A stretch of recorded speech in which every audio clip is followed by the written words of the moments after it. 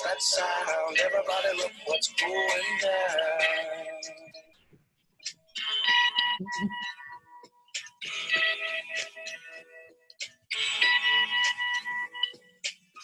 This battle line's being drawn.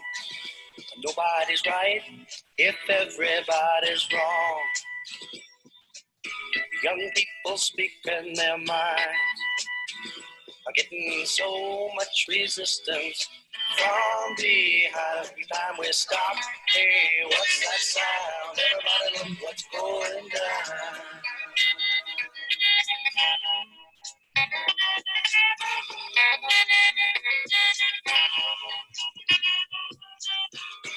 What a field day for the heat.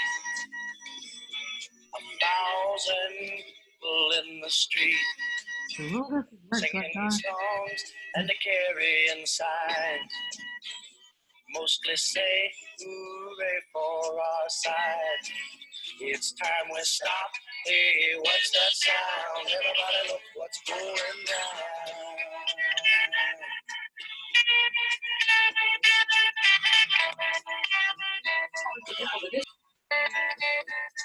Paranoia strikes deep into your life, it will creep. It starts when you're always afraid. Step out of line, the man come and take you away. You better stop. Hey, what's that sound? Everybody look what's going. You better stop. Hey, what's that sound? Everybody look what's going. You better stop now. What's that sound? Everybody look what's going. You better stop. What's that sound?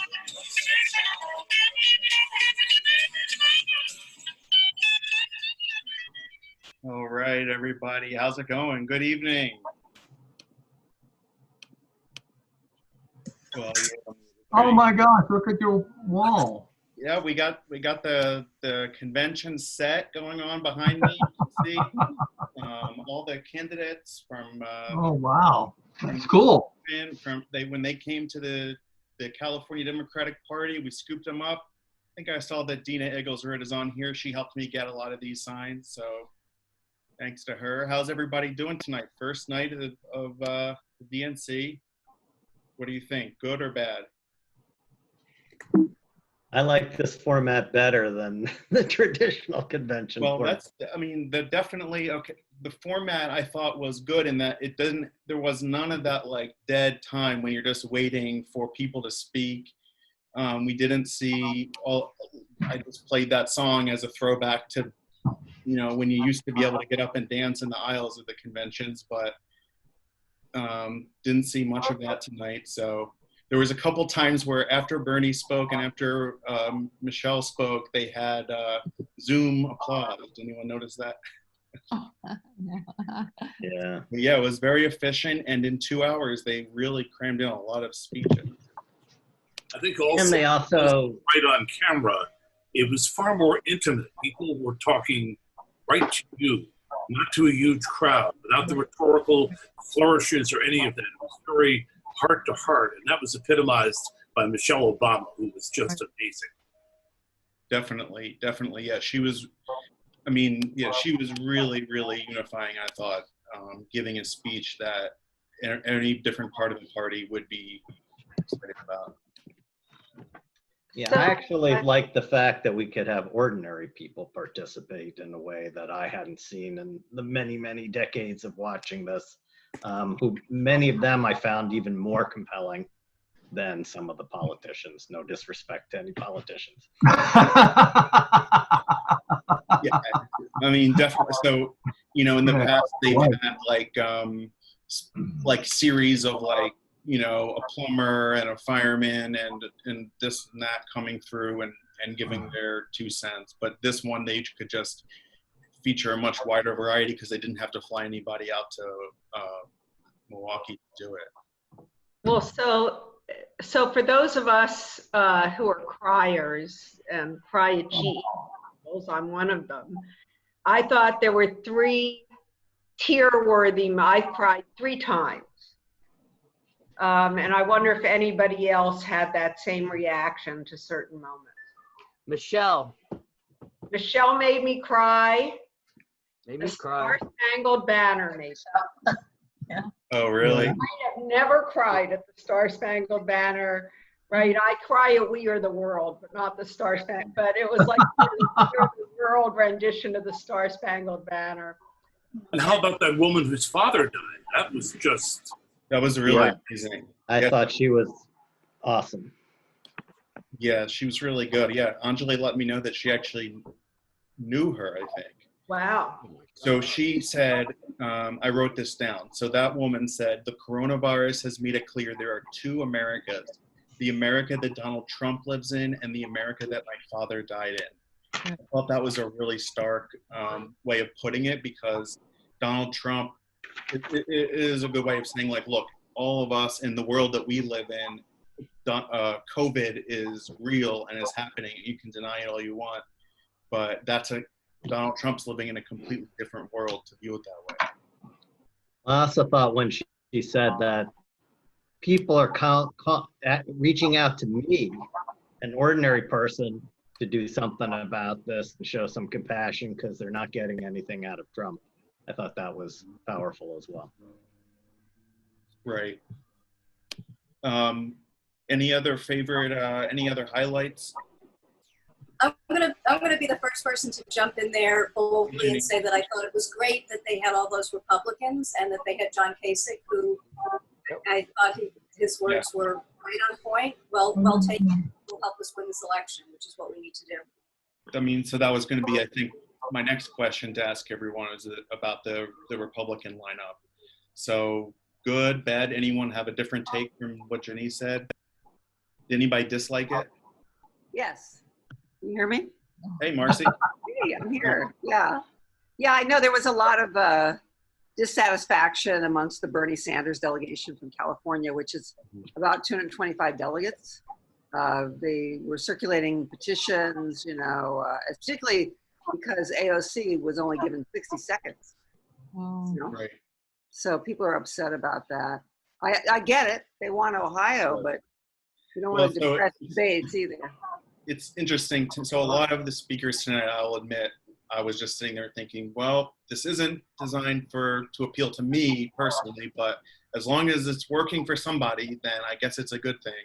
But with regard to those Republicans, I mean, it was a little challenging because, like you said, I mean, Kasich has been pretty strong against women's rights for his entire career. And I remember when in 2016, just like our field of candidates, he was one of them who said, well, anybody on this stage is better than Hillary Clinton. And so, I mean, it's just like, it's hard. It's even better in a way, John. I mean, those Republicans weren't there to write our platform. Right. They were there to give people who have always voted Republican permission to say Trump is an ass, and I'm voting for Biden. Yeah. I actually really No, so I was just saying, I think it was great, to be honest. Let's just do whatever it takes to get Trump out of office. I just wonder if they showed any of those Republicans on Fox News or any of those outlets. That's where they really. I actually I'm thought willing to go out on a limb and say no. John Medlin, want to speak to this as somebody who was a Republican. Do you, John? That's a great question. Well, I'll be honest with you. I watched the first 15 minutes, and I was so turned off by trying to canonize George Floyd. I turned, and I went to something else. I came back to listen to. I thought, what's his name? Bernie. I was surprised that he seemed relatively enthusiastic for Biden. I was pleasantly surprised to see that, and he didn't try to hedge his bets like he has in the past. I thought Michelle Obama I was quite impressed. The fact, having been in the business, she did not blink her eyes almost at all. Now, I don't know if that was filmed or live. My guess it was probably filmed. But I thought she did a great job. But I think, her not blinking makes us trust her more, John. Yes. And I'd also like to know it was the third time that brought your cries. I went back to go back because I missed the initial national anthem by those that montage, which I agree was great. But what was the third thing you cried at, Sue? Michelle, No, you already said in Michelle. memoriam, in memoriam wall. Mm-hmm. So They did a memorial for somebody. But I They want to did- say All the people politically, died of COVID-19. politically though, Obviously not all of them, but as many Right. as they I could. understand. what was interesting about It's in honor of everyone. I've never seen this before, was that they, instead of saying the names, obviously there's 170,000 names to list, they listed their occupations. So you saw that it was people from all around the community, firefighters and business owners and workers. Now, I did not see any post supervisors or Democratic presidents listed, but And the singer also died of COVID. that's right. I mean, obviously it's something that's affecting, the whole community. I have a comment on Kasich. Go ahead. Bernie. Yeah. What I found remarkable about his appearance was, I started at ARP right after Clinton was elected, and of course he spent his first 2 years trying to pass health care. The number 2 person under Newt Gingrich was Kasich. He was majority. No, wait a minute. They took the House, and then he was majority leader under Speaker Gingrich. And to see this sort of metamorphosis, for me, given when he was so much the enemy in those days, was quite something for me. one thing, John, Well, can I tell you? Yeah, I want Dom. to say something politically. I mean, I grew up, I'm from the left. I'm a left fighter and everything, but reaching out and having like somebody like Kasich, like we may not agree with him, and he's got some things in his past we don't like, but he's a genuine American. He's just another person here, and we have to accept too that there's a lot of different kinds of peoples, a lot of different kinds of communities around this country, and sometimes we get in this kind of progressive bubble, like we want all our stuff, but it's fine if somebody wants to be religious or if somebody wants to be conservative. Let's reach out and just we have to get Trump out. Yeah. And if we can bring over some moderate Republicans, please, let's get a sense of the party. It's like the Lincoln Project group. That's all staunch conservative Republicans, but they can't stand Trump, and their ads are far better than what we see from the Democratic Party. So, Jen, you're right about that. The Lincoln Project is definitely a big part of the strategy here to bring those people into the fold. And What Kasich the whole thing about Kasich is he's not there. He wasn't there for us. Right. He was there for the folks he's going to bring in. And I remember him when he was a primary candidate running against Trump. And I remember thinking to myself that he would be a real worry for Democrats if he ever ran for president, because he does appeal across the board. So I think it's a great asset to us that he spoke, and I think that his outreach is going to be meaningful. Now, Dennis was whispering in my ear, where's George Will? Where are those folks? Well, they're on MSNBC. Right, exactly. They're doing their part. So I George Will's probably the Republican thing. George Will's probably at a baseball game.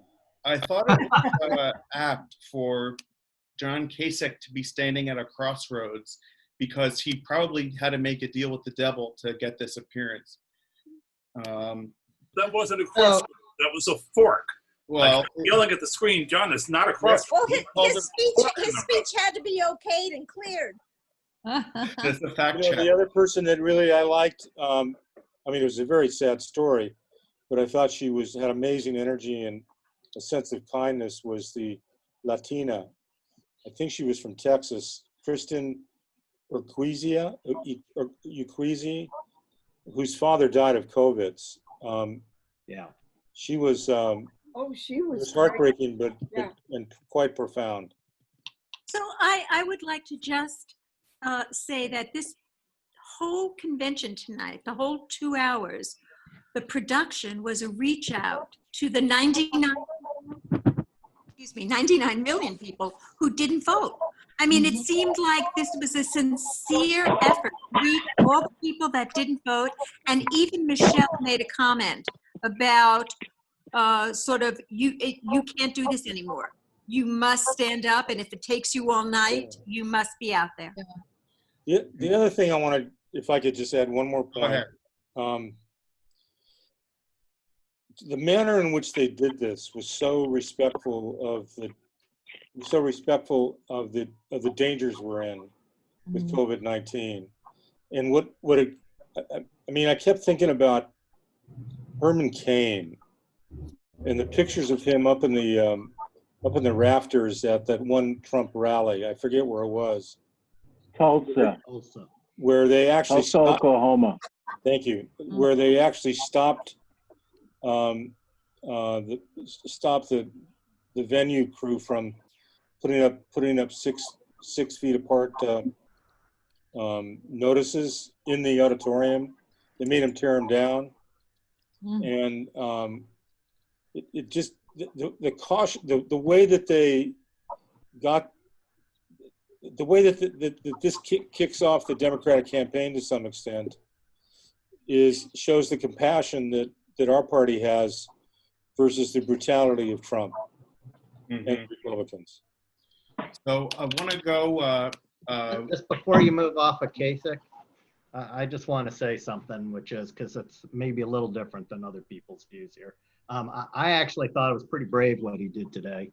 And I think you don't really know what your values are until it's going to cost you something to do it. And he stood up for the fact, he said, I'm a Republican and I'm going to be a Republican, all of that.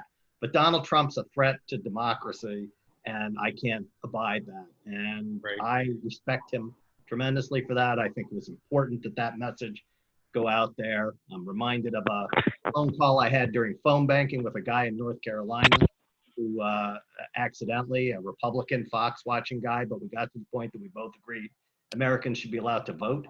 And I think it's important to build on those things. So I actually think it's more than just political calculation. I think it's standing up for something that we should believe in, which is democracy. Amen. Trump is not only a threat to the So Republican Party, he's more importantly a threat to the United States of America. Exactly. That's why he has to be replaced. John Kasich touched on that when he said, I know that I won't agree with him on everything, but I know that we will respect each other as human beings. Yeah. He also said that he does not believe that Joe will turn hard left. So pivoting from that, I wanted to now bring in our first guest, who is actually a Bernie Sanders delegate at the convention, Marcy Winograd. So welcome, Marcy. Thanks so much for joining us. Take it away, Marcy. It's a great pleasure. Some of you are probably wondering, like, who is she representing? You know, I've spent the last 3 years, most of my time in Santa Barbara, taking care of my grandson. And I ran as a delegate in Santa Barbara, where I did a lot of organizing for Bernie. So I'm very proud, actually, to be a Bernie delegate. I don't know if John, if you just wanted me to share what the experience has been like, or if you want to ask questions. Yeah, well, first of all, so I mean, I think a lot of us are wondering the big question, which is, what is it like being a delegate at a virtual convention? And then as a separate thing from that, if you can tell us about what you've had to do as a delegate and how you voted and all of that. Oh, sure. Well, it's been really engaging, actually, more than one would think, given the fact that it's a virtual convention. I wasn't a delegate last time, so I can't really compare it to the raucousness of the 2016 convention. But in this case, we've had weekly, at least once a week, Zoom calls with a lot of delegates. I'd say 70 to 100 out of 225. A lot of the, there were, I think, 80 that were at-large delegates and Pleos who are less engaged than those who were elected in their congressional districts. I voted on the 3 items. I voted for Bernie Sanders, of course, and I voted for the rule that prohibits the super delegates, the members of Congress, the Senate, party elected leaders from voting in the first round of balloting, unless it's voting with the majority. I voted to continue that rule because I feel it's important to empower the grassroots and not, in 2016, a lot of the division was because people thought that Hillary, the perception was that she had it in the bag because she had all of the superdelegates behind her. So I voted to continue that. I voted against the party platform. There was a huge effort on the part of Bernie delegates to vote no on the platform because it did not support Medicare for all. And we had submitted a number of amendments through Michael Leidy, who was on the platform committee, and he was Bernie's advisor on Medicare for all. So he introduced, there were several amendments that they introduced. They were all rejected. There is a clause in the platform that says something to the effect of, if states want to pursue universal health care of their choosing, they can, but we wanted stronger language than that. The Bernie delegate, interestingly, I'm the type of person I like to be engaged, right? I like to do whatever needs to be done. And there was a split in our delegation initially between some of the younger people and some of the older people, with the younger people saying, it's our turn to lead, so sit down and shut up. Particularly if you're white. So that was like, whoa. And even part of the delegation sort of veered off and created their own portals to communicate in, and there's all this faction. So that was kind of crazy. We've moved past that, I think. And I was very involved in platform submissions. We had a whole foreign policy team of about 15 people. I worked very closely with this coalition of Muslim delegates and allies on their platform submissions. So what was finally accepted into the platform? Well, on education, I submitted recommendations to fully fund the IDEA, which is legislation that pertains to special ed that's never been fully funded, only about 40% funded. So it falls on states and local districts to pick up the slack, and it's a real burden on them. On criminal justice, I don't know if you saw Patrice Cullors, the co-founder of the Black Lives Matter movement. She spoke on YouTube. They broadcast some of the hearings, and she was a platform committee member. She was really, really disappointed in the criminal justice plank because she wanted the focus to be on divestment from policing, and investment in communities of color and in alternative responders. And there was a little of that, but not a lot. And then on foreign policy, what the platform says is, it actually says we could probably provide security with less, which that was a big deal. I don't think they've ever said that before. But we do have a $700 billion military budget, more than like the next 8 countries combined. So maybe it's safe to say that. The platform did call for an end to these forever wars. But again, we need like a schedule or something, because they've been saying that for 2 decades in Afghanistan, and $2 trillion later and 20 suicides a day, we're still there. The platform, I'm glad to see there was a difference between the 2016 platform on foreign policy and this one in 3 respects. One, this one says we should end US support for the Saudi war on Yemen, which has been a complete disaster, humanitarian crisis, famine, cholera, and so forth. It also says that we should, it doesn't say we should lift the sanctions on Iran, but it doesn't talk about that. Whereas before it was very hawkish, it actually threatened war on Iran before. And in terms of Israel-Palestine, before, the platform had endorsed anti-BDS legislation, basically said that this should be pursued. And this time it said, while we do not support the delegitimization of Israel, we also support robust public debate, or something like that. So that was considered a big deal too. Still, go ahead, people are very upset about the Medicare for all. In terms of foreign policy, I have authored a letter that has now been signed by 450 DNC delegates. Open letter to Joe Biden, hire new foreign policy advisors. I'm really glad to see that he has moved a lot on the environment. He's now pledging to spend nearly $2 trillion to be carbon free in terms of electrification by 2035. And he was not there at all in the beginning. So that's movement. But on foreign policy, I would say it is the most dreadfully disappointing aspect of that campaign. And it's really, really worrisome. And if it weren't worrisome, I would not have written that letter. But in the letter, excuse me, I talk about the leaders of the foreign policy team. And to break it down, one of them is Michelle Flournoy. She's the founder or the co-founder of the Center for New American Security, seen as. Right. This is in the pocket of military contractors. And she has written some very scary stuff on the internet about escalating troop deployments to the South China Sea to conduct roving war games, preemptive wars, and funding, and making sure that we expand the military budget to pay for multiple simultaneous wars.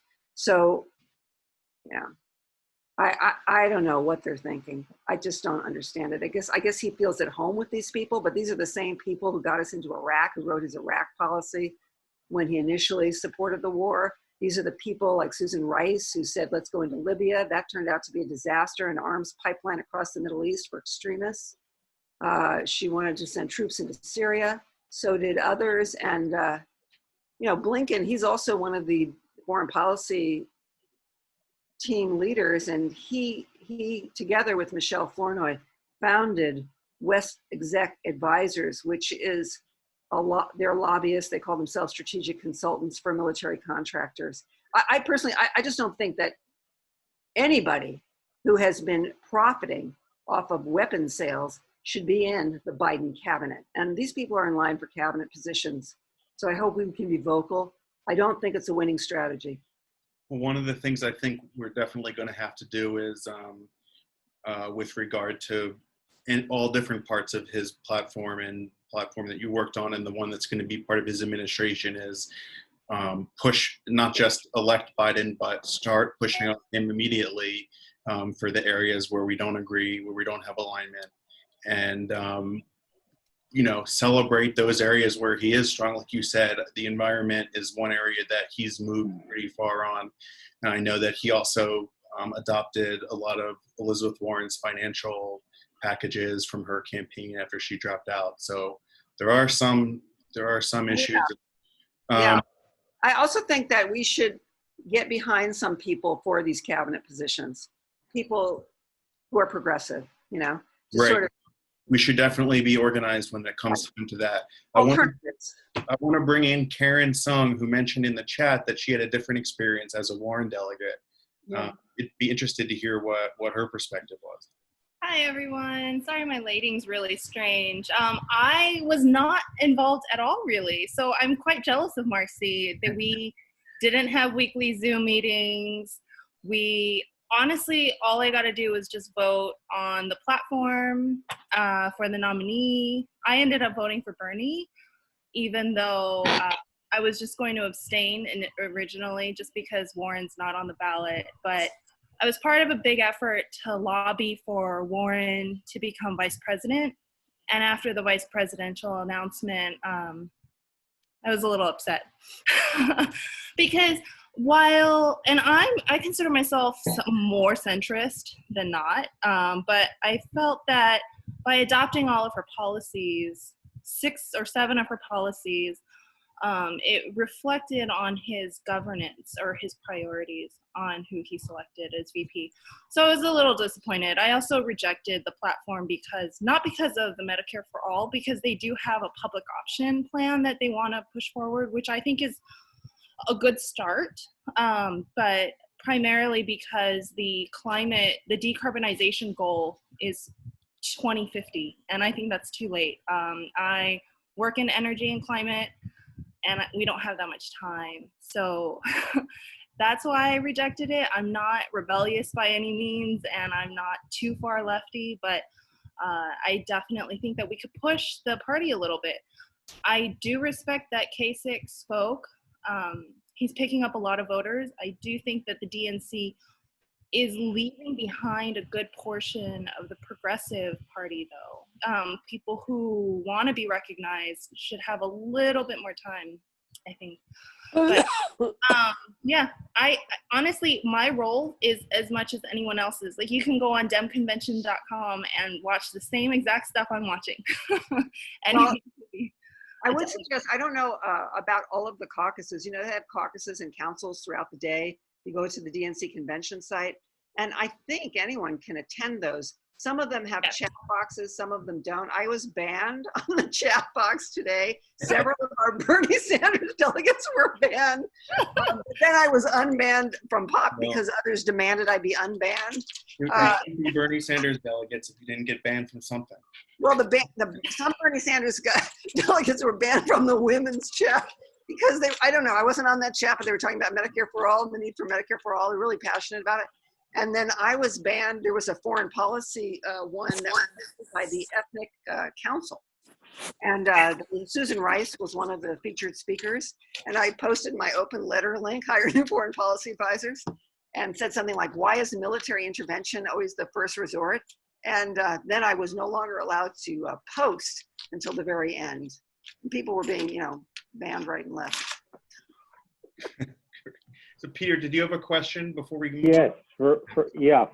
I have a question for Marcy. Go ahead. And that is, Marcy, you said something about Iran, but they didn't say that we should roll back to the status before Trump when we had made the deal. Yeah, they did. With Iran. They did that.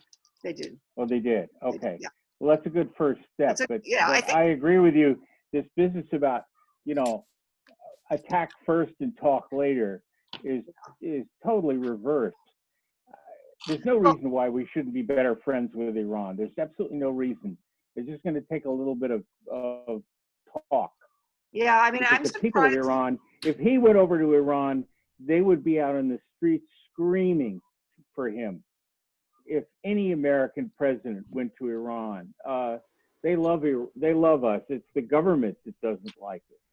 Well, I think, we're fortunate that we're not at war, given the fact that Trump assassinated somebody analogous to their Secretary of State. Can you imagine if the Iranians sent a drone over? Yeah, he was not a good dude, but it was a dumbass thing to do. Terrible. I mean, anyway, yeah, I am surprised that some of these. Yeah. I was just gonna say, I'm surprised. Sorry. Go ahead. No, I was just going to say, just for everybody who doesn't know, I was a Peace Corps volunteer in Iran, so I have a special interest there. Yeah. Oh, cool. Yeah, I'm working with a lot of Iranian delegates. But I was going to say something. Now I can't remember. Marcy, we'll come back to you in just a minute. I want to bring in Mark Gonzalez, who's here now as the chair of the LACDP. Mark, welcome to the show, as it were. No, I love it. This is great. I love seeing everybody on here. Thank you so much, John, and everybody for having me on here. I'm pumped up.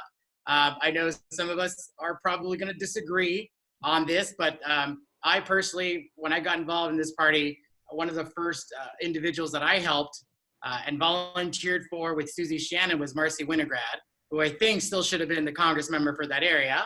Yeah. And every single time we worked our butt off on the floor to pull that endorsement. I always signed, and I got fellow Democrats to sign. So Marcy, you're a sister, you're a friend, and thank you for still being involved and guiding me through the direction about what it is to be a true progressive. And there are so many people who like to call themselves a progressive today, but that's not the definition of what being a progressive is. So I know Susie was one of the first individuals I met who helped me do that and work with you, Marcy. So thank you. I'm fangirling. But anyways, hey guys, look, I appreciate you giving me a moment to join you tonight. I just did an interview and I was talking about, the theme of tonight was We the People. And I think all of us here can kind of agree on that theme and what it meant. And some of the questions that I was asked about was about so many of the Republicans that were, on tonight's virtual convention. And the first thing I said was, it's just buyer's remorse. I mean, we already here all knew on this call, what we were getting into. And there were so many people who didn't want to believe us. And believe it or not, there's still some polls that show there are people that we need to educate on that. And we're obviously watching what the Trump administration is doing to scare, many Democrats across the nation about voting by mail.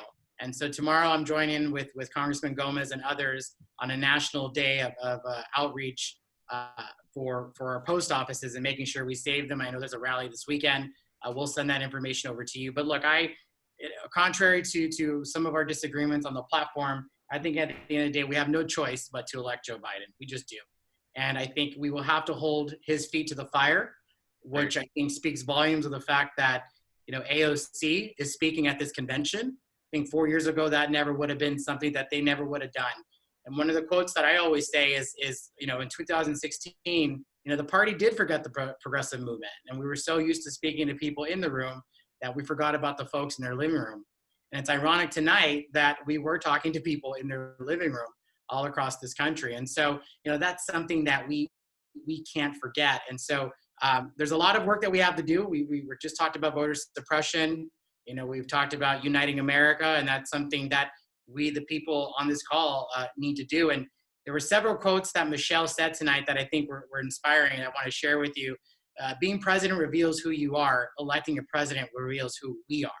And that was key tonight. And John Lewis said, when you see something right, say something and do something. And that's something that John Katz and Marcy and Susie and a number of other people on this call have been doing.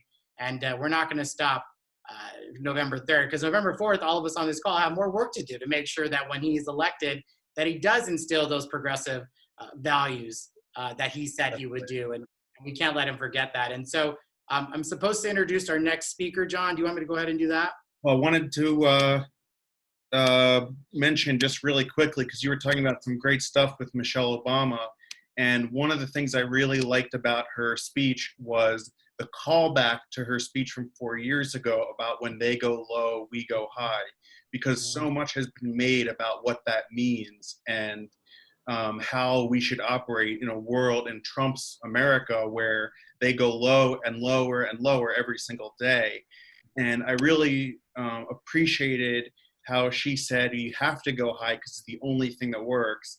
And otherwise, we degrade ourselves by going low and becoming part of the ugly noise. Those were her words. So I thought that was a really cool part of her speech to bring back that. And she kind of went on her theme tonight was empathy, and she went on the theme. She went on the theme of change. Things will get worse if we don't make a change, and that was very simple, basic line that referred also back to 2008 and 2012. Exactly, yeah.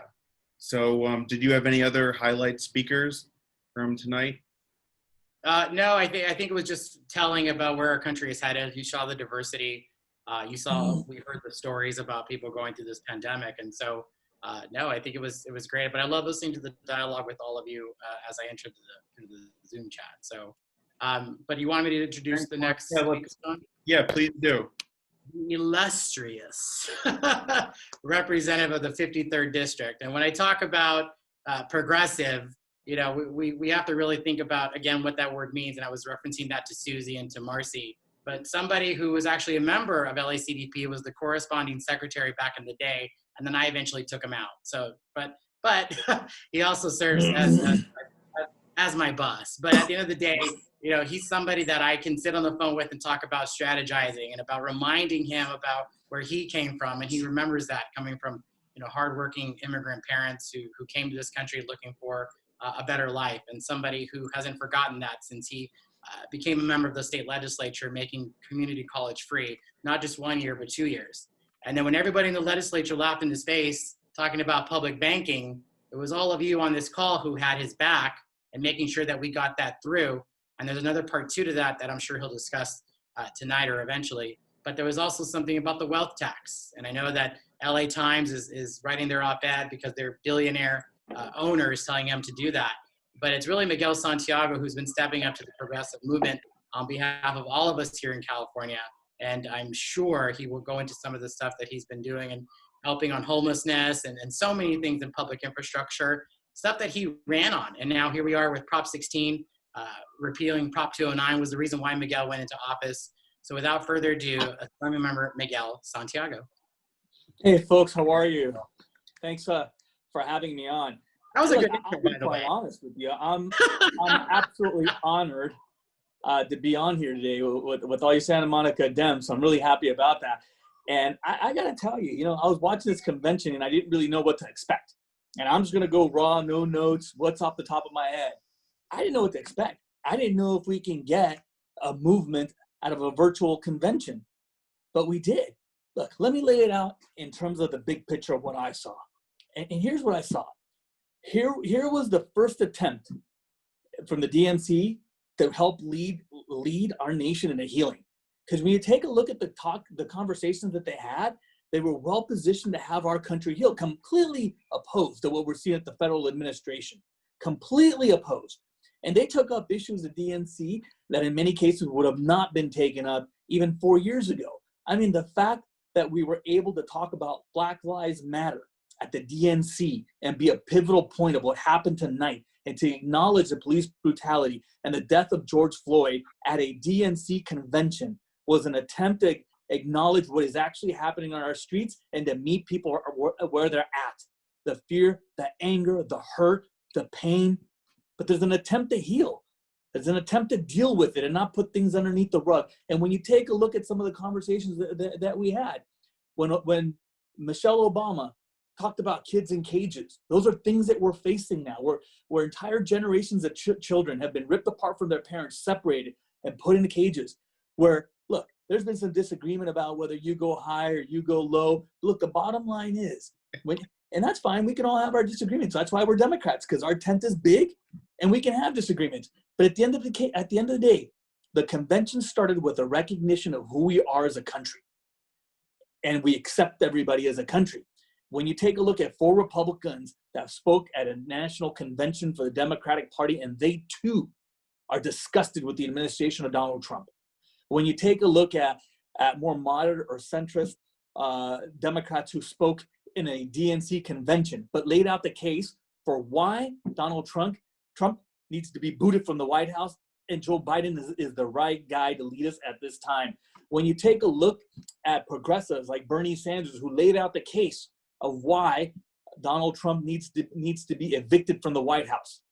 This is the first time, at least in the 25 years that I've been involved as an activist, and many of you who I saw, and remember Marcy Winograd, you may not remember me, but back when Aggie Kessler and folks like that were first getting into the party, and folks would not let us in, and we had to take over DIPSIT because we were not allowed to participate. We didn't have a say in the party platform. When we talked about single payer at the time, some of you might recall 2005, 2006, and people thought we were nuts, and we had to take over the DIPSIT and take everybody out in 2004, if I remember correctly. Some of you guys remember that. But when you take a look at what happened the night at the convention, it gave me the feeling that we were reclaiming our party from every perspective. I mean, when are you going to see Meg Whitman, the governor of Ohio, and Bernie Sanders on the same show in 2 hours, all making the case? But but it was some sobering news there that really kind of got to my heart. When you take a look at the faces who were on there today, you saw Black faces, Latino faces. You saw men and women in uniform. You saw people from the API community. You saw just about every single faction of who we are as America. And we didn't hold back the punches. When you take a look at it, and this was my analysis, when I was taking a look at this convention, I said earlier, we don't hold back the punches. We called Donald Trump a racist. And we called him to task on his affiliation with white supremacy.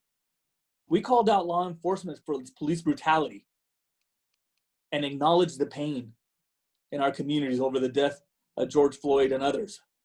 We acknowledged that we have some work to do, and it all happened in 2 hours. I didn't think that we can get that sort of work done. And look, for me as a point of pride, when did we think that we would see a Latina heading off an opening night at the DNC?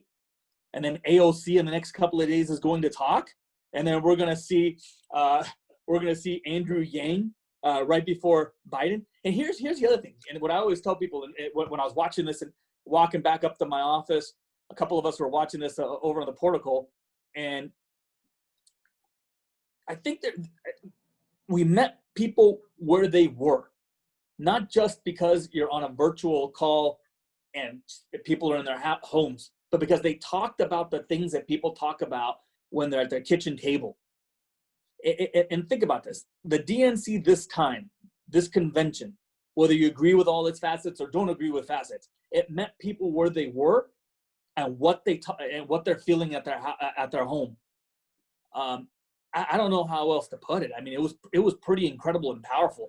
And I miss hearing Michelle Obama, and I was really interested in listening to her speak because if some of you who've been following some of her conversation lately, she's talked about dealing with minor depression.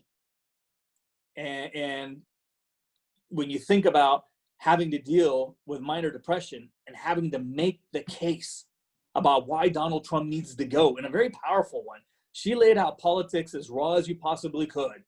She laid out him inheriting the single strongest economy that this country has known, and taking it into its ruins the way he did his own private businesses.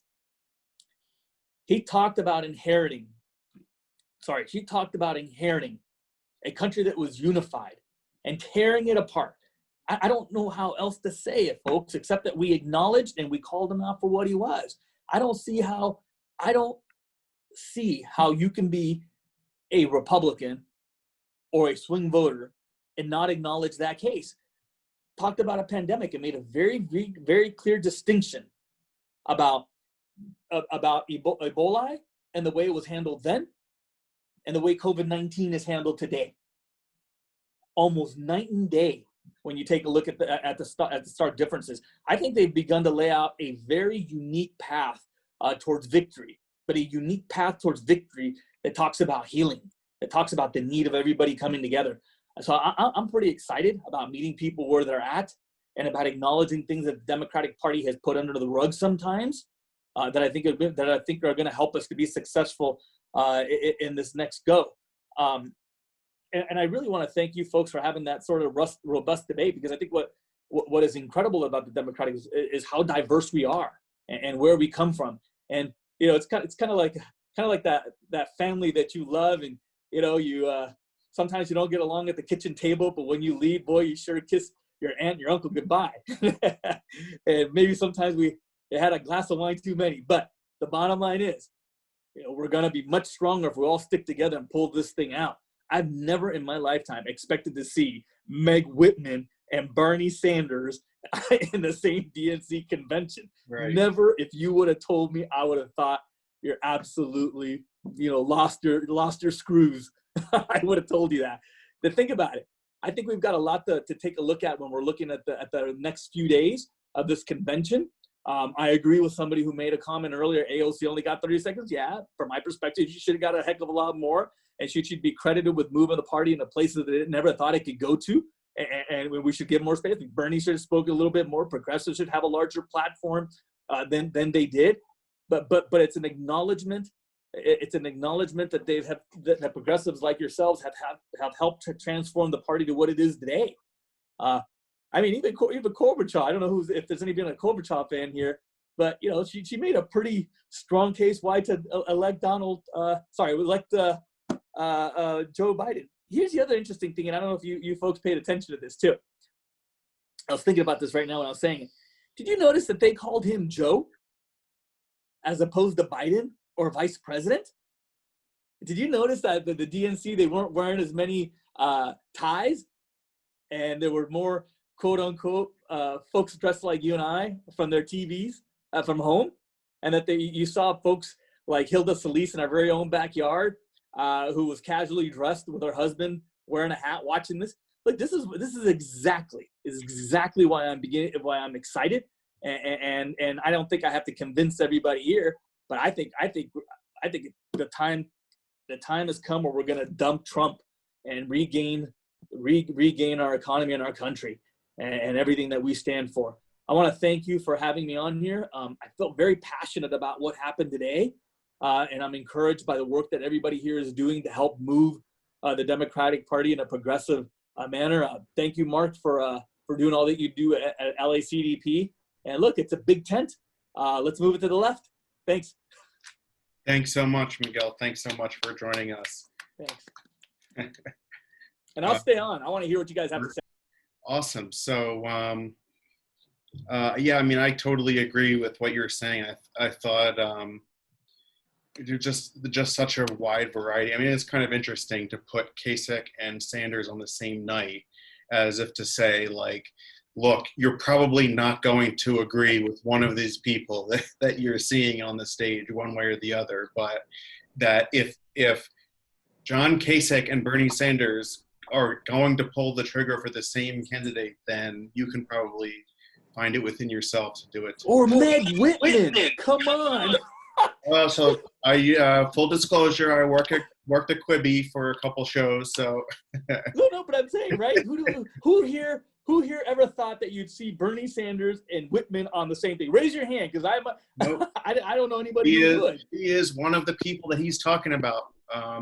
Absolutely. And one of the cool things about what I thought Bernie did in his speech tonight was I heard him reframe the message that we know from Bernie Sanders, and I heard him reframe it as an endorsement of Joe Biden.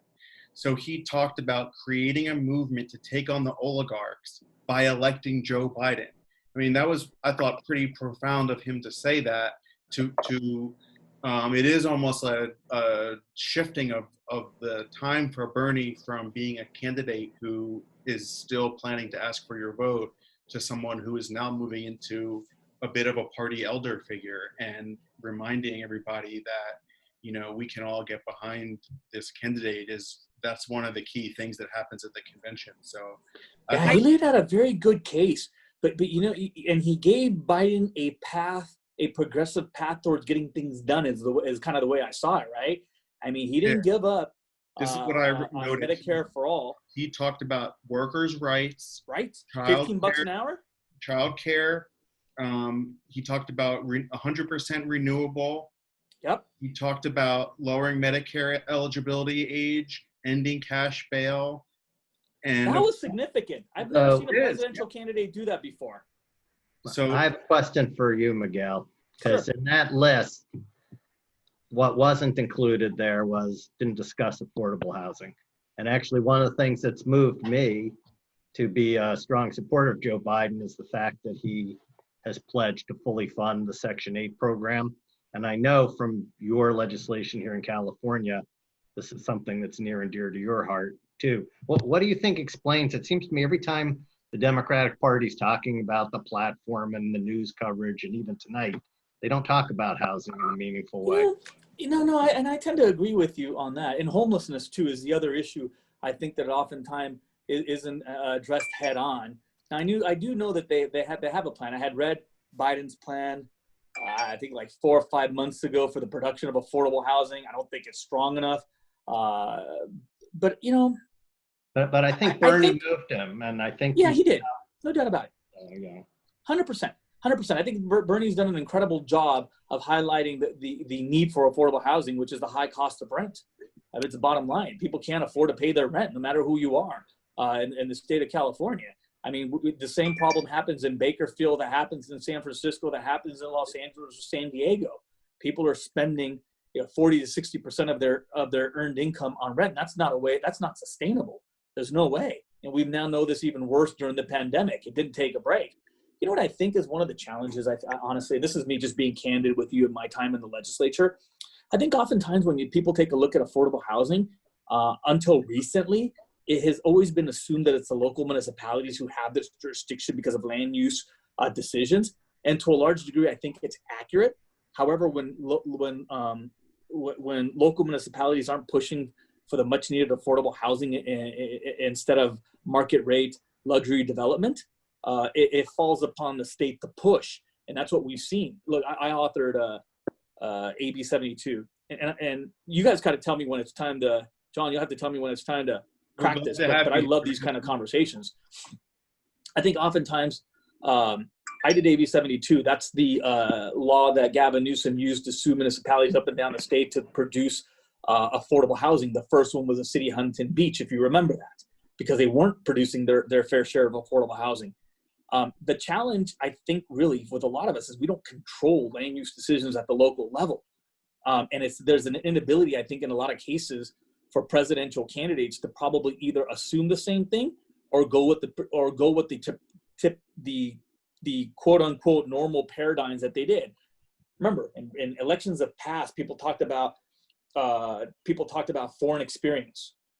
People talked about different things that weren't what you and I might be talking about at a kitchen table when you're trying to pay your bills, pay your rent, make your mortgage, or buy groceries. What I think we're seeing a shift of, and it's new in housing and homelessness, is the ability for presidential candidates to identify with what people go through at home. And a large part of that, I think, has been the progressive movement. You know, whether you were with Elizabeth Warren or you were with Bernie Sanders, the ability to talk about what affects you at home: college debt, a high price of rent, the cost of your healthcare insurance. I mean, these are things that affect people inside of the house. I will tell you, though, that I did have a long conversation with Bernie Sanders regarding homelessness. He met me in Skid Row. We walked, and we spent about an hour, and that's a lot for a presidential candidate, you know.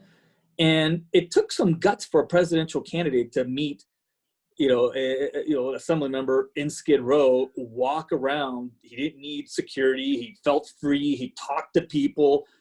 We met people who were in permanent supportive housing. We shared stories with them. Susie Shannon was there. Mark Gonzalez was there. I may be missing a couple of the people here on the call who were there. And we really sat and had a candid conversation, about corporations. I mean, oftentimes, folks in government or presidential candidates or even the Trump administration focusing so much on what's good for a very few people and not focusing on all the people who have been left behind. And sometimes I'll even go a step further, right? Because obviously you guys know I love to chatter about this stuff. But even for Bernie Sanders to step into local races like the rent control race years ago or the fight against pharma a few years ago that was on the ballot, or Elizabeth Warren stepping into AB 5 fights in California. I think it's telling of the times. But back to your question, I think they just need to push on them, and I think they recognize that these are important things to people when they're at home. I know that was long-winded, but I really felt like I needed to give you a longer explanation. But I think they're just getting with the times. Thank you for sharing that story, and I want to say thank you to John for inviting me on this call, and it's good to see all of you and hear what you have to say. I have to help a friend. She has to write a speech for tomorrow. So I'm going to say good night, goodbye, and these are exciting times and great opportunity. Marcy, and thanks for serving as a delegate this year. We appreciate it, and I totally support your vote 100%. To make sure that the party understands that Medicare for All is a really important part of what we're fighting for. Yeah. All right. Yeah, absolutely. Right. You guys remember the first bill on that, right? Though, at least in my lifetime, was back in 2000. Somebody's gonna have to correct me here. Susie, you're gonna have to correct me. Was it 2006 Sheila Kuehl? When we were out there and the party almost kicked us out because they didn't. Does anybody remember that? Everybody's on mute? Susie's shaking her head yes, so. Which time and they almost kicked us out? There is. At that time, we called it single payer. Do you remember that? I didn't start till 2005. But I think she had a bill as early as 2003, right? Yeah, that bill goes back to 2003. Okay, yeah. That's when it was then. Sorry, it wasn't 2005. Santa Monica City Council voted to support that bill in 2003. Mm-hmm. We've been on record for single payer here for 17 years. God, it's been that long? Hey, I'm going to stay quiet because I know you got a lot of great speakers here, but I'm really enjoying the conversation with folks. It's too bad I can't reach out and hug every single person here, but we will soon. All right. Well, thank you so much. A moment of optimism. Yeah. First of all, the platform, when the convention is over, the platform is like yesterday's newspaper. It's fish wrap for lining the bird cage. The second thing is, if you read history about the Roosevelt administration, he sounded like what we would call a liberal Republican when he was running. When he got into the White House and found out exactly how bad things were, that's when Social Security and all of these other programs that we take for granted today came up. So let's see what Joe does when he gets in the office and finds out what things are like. Good point. Although I do think that vice presidents have better perspective on that than most of the candidates, because he at least was in the room and has had that experience. Can I just say one thing though? Sure. Yeah, a huge mistake that we made with Barack Obama was once he got there, everybody just went home and gave up. Right. And everybody was afraid to challenge an incumbent sitting president We cannot be afraid to do that this time. We have to be willing to push in a solid, productive way, Well, but we have to be willing to push. It's a different situation because with President Obama, he was much younger, and there was, a lot of optimism about what he personally stood for. Whereas with Joe Biden, I mean, maybe there are a few huge, Joe heads, but most of us are feeling like this is a transitional figure to help us achieve a future outcome. And so, I think it would be foolish for him to come out now and say he's only going to serve one term, because it would really kneecap any progress he's trying to make. But I do think that hopefully that is what he plans to do. But it also depends who controls the houses of Congress. Right. I'll just say, when I come to you all, when Joe Biden is president, and I tell you we need to fight, I don't want to hear, well, we don't want to, he just got there. We got to fight. Dina, you're talking about the wrong club. Yeah. So speaking of keeping up the fight, we'll bring in our next guest here, the former state Senate pro tem, who's now the council member-elect for Los Angeles. Congratulations on your victory, Kevin. Hopefully you'll be, going to start serving in that position soon. But until then, welcome Kevin De Leon. Yay! Well, thank you.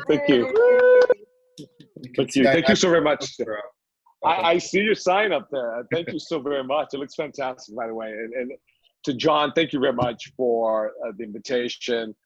To all the incredible Santa Monica, Democrats, I hold a very special place in my heart for each and every one of you, because so many of you had the courage of your conviction to come out, and support my candidacy in 2018 for the U.S. Senate. And I can tell you this, I always felt like I came home each time I went to the public library in Santa Monica, in the auditorium where you would always have your meetings. It always, to me, felt like home.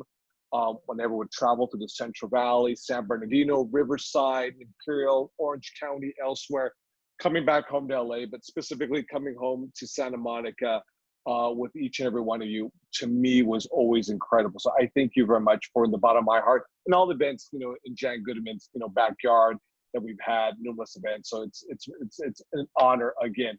I enjoyed listening to my good friend, our good friend, a solid, progressive, and Miguel Santiago. Miguel has been really fighting hard for all of us, in the state capitol, our state capitol. So I want to give a special recognition to Miguel, because he's out there doing what's right for all of us. So thank you very much, Brother Miguel, for all the incredible work that you've been doing for all of us. John, a couple things. To all the good Democrats, just a couple images. I should say not images, but observations. One was Kirsten Urquiza. Kirsten Urquiza, a young Latina woman, gave such a passionate speech about her father, who passed away at the age of 65. Her beloved father, who passed away as a Republican and as a staunch Trump supporter. A man who gave Donald Trump his vote in 2016. A man who gave Donald Trump his confidence in 2016, only to be betrayed by Donald Trump, dying because of the coronavirus, COVID-19.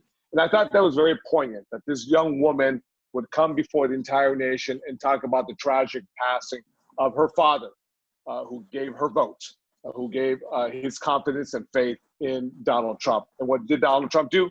Donald Trump betrayed her father, because he passed away in Arizona at what I believe, relatively speaking, is a very young age. 65 is young,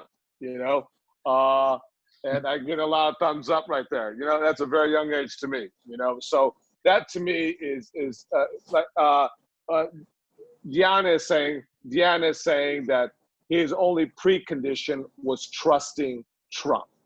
And I'm paraphrasing that right now, but that cuts right to the heart. And that brings us home here, because we know that the CDC, the FDA, and the current administration, what they have done to our community throughout the country, throughout the state of California, but here in Los Angeles in particular, where we see people of color, Latinos, African Americans, poor working families who have disproportionately been impacted by the coronavirus infection, whether it's the mortality rate or the infection rate. And we've seen this playing out in real time in front of us right here in our own backyard. Don't have to go to the East Coast or Midwest or Deep South.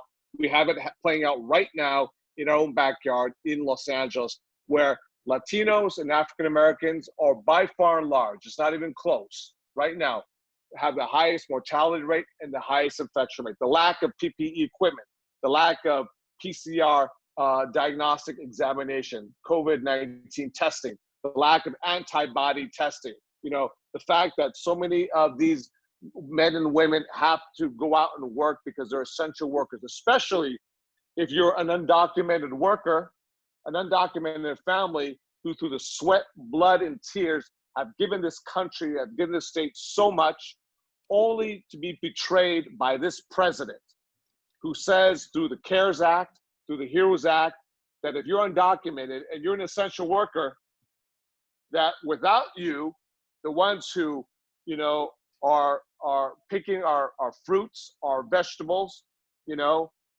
for those who still do eat meat, the ones who work in the packing plants, whether it's chicken, whether it's red meat, it is those Latinos, those immigrants, those undocumented immigrants who feed America, even during this global pandemic. And if it wasn't for them, the essential workers, quite frankly, we wouldn't be here. So if you're a vegan, if you're a vegetarian, if you're a pescatarian, if you're a carnivore, guess what? You don't exist at all whatsoever. If you're going to Whole Foods, if you're going to Trader Joe's, if you're going to Sprouts, if you're going to Ralph's, if you're going to Vons, wherever you're going, if you're going to our Santa Monica farmers, you know, market that we have, there is no food, folks, without the essential workers. And they are being devastated because of coronavirus. And this gives an example right now of how this president has betrayed so many working families, not just those who have supported them, but especially immigrant workers who were not able to draw down on any HEROES Act, any CARES Act, especially unemployment. So to me, I think that was very, very, to me, poignant, very passionate, very personal. Kristen's speech about her father, who, like Dina just said, you know, a few moments ago, written-wise, when Dina talked about, you know, how this president has betrayed, how this president betrayed her father. To me, and I know that Miguel talked about it, but let me say this about Bernie Sanders. Bernie Sanders was direct. He was very clear. He was upfront. He was matter of fact about the ideas that once he says back in the day were considered radical, unachievable, unfathomable within the political debates in mainstream American politics, whether it's in Washington, D.C., in our state capitals, or local city halls throughout the country, that today now these ideas are mainstream, that they are being pushed more assertively, they're being pushed more aggressively. And I thought that was so key about Bernie Sanders, because quite frankly, a lot of this platform would not be moving forward without Bernie Sanders, without those, you know, young men and women and older men and women and everyone in between who didn't have the passion and the conviction of their own courage to move forward on policies that they care deeply about, whether it's 100% clean, renewable energy. And Bernie Sanders touched upon this issue during the course of his speech, which, by the way, as you all know, we've accomplished already in California, Senate Bill 100, clean 100% renewable clean energy. Whether it was the issue of single payer, there you go, John, whether it was the issue of single payer, or in this case, Medicare for all. Miguel talked about it, you know, a few moments ago, and this is an issue that is near and dear to me. I'm on the record during the course of my, you know, U.S. Senate campaign in 2018. I'm for Medicare for all, because we need health care for all, not just health care for some.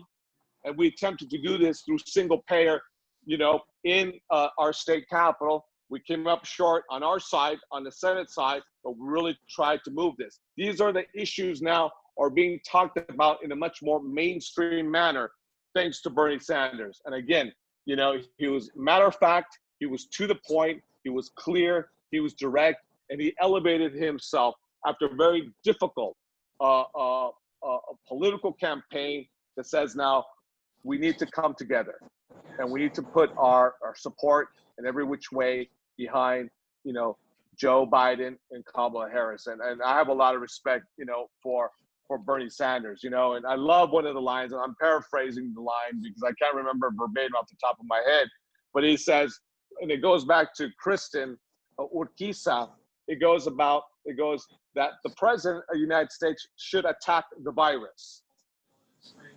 He shouldn't attack the American people. And what a line. Wow. Attack the virus. Do everything within your power. Move heaven and earth to make sure that every Latino, African American, white, Asian American, Middle Eastern, racially mixed, whoever you are, you know, is safe from this virus. And I think Bernie Sanders was fantastic. You know, lastly, let me say this. Michelle Obama. Wow. I mean, talk about our North Star. Talk about empathy. Talk about dignity. Talk about, you know, decency and aspirational. She put it on the line and she delivered amazingly. You know, I was just so impressed with Michelle Obama's, a former First Lady's speech. She spoke to the better angels, you know, on our shoulders, who help guide us towards our North Star, moving policies that improve the human condition for all individuals. And if you notice during the course of tonight, it wasn't policy heavy. There wasn't a lot of policy deep discussion. It was about empathy. It was about decency. It was visceral. It was emotional. It's about having a good heart.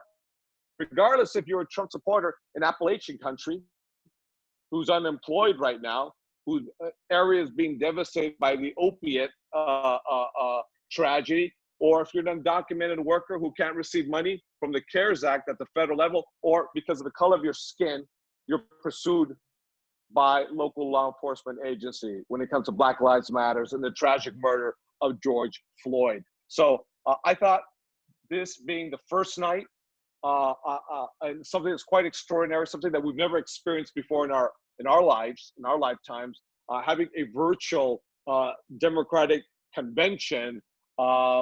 It was surreal. It was unusual. It was different, you know, for all of us. But tonight was emotional, and it was drawing, you know, as Rana says, and I love that. You know, we're in uncharted territory. We're in uncharted territory completely. But as Democrats, we're doing a hell of a job. So I say to Democrats, you know what we need to do, you know, come November, and how we need to engage as Santa Monica Democrats have always done, whether it is John and Domi and everyone else organizing folks to get on those buses and go out to, you know, Lancaster or get into Nevada or elsewhere. And to me, it's what we do, the work that we do in battleground states, calling, you know, Michigan and calling Pennsylvania and calling Florida and all those battleground states. That's where California matters the most. Not just being that ATM machine, but picking up those phones and making those phone calls. And by the way, last thing I'm going to say, and I'm hoping to hear more about climate change, because as you all know, it was 103 degrees recorded in Death Valley in California. Last time it was 131 in Death Valley back in 1913. 130 degrees. Now, we know in Death Valley it's always hot. We know that.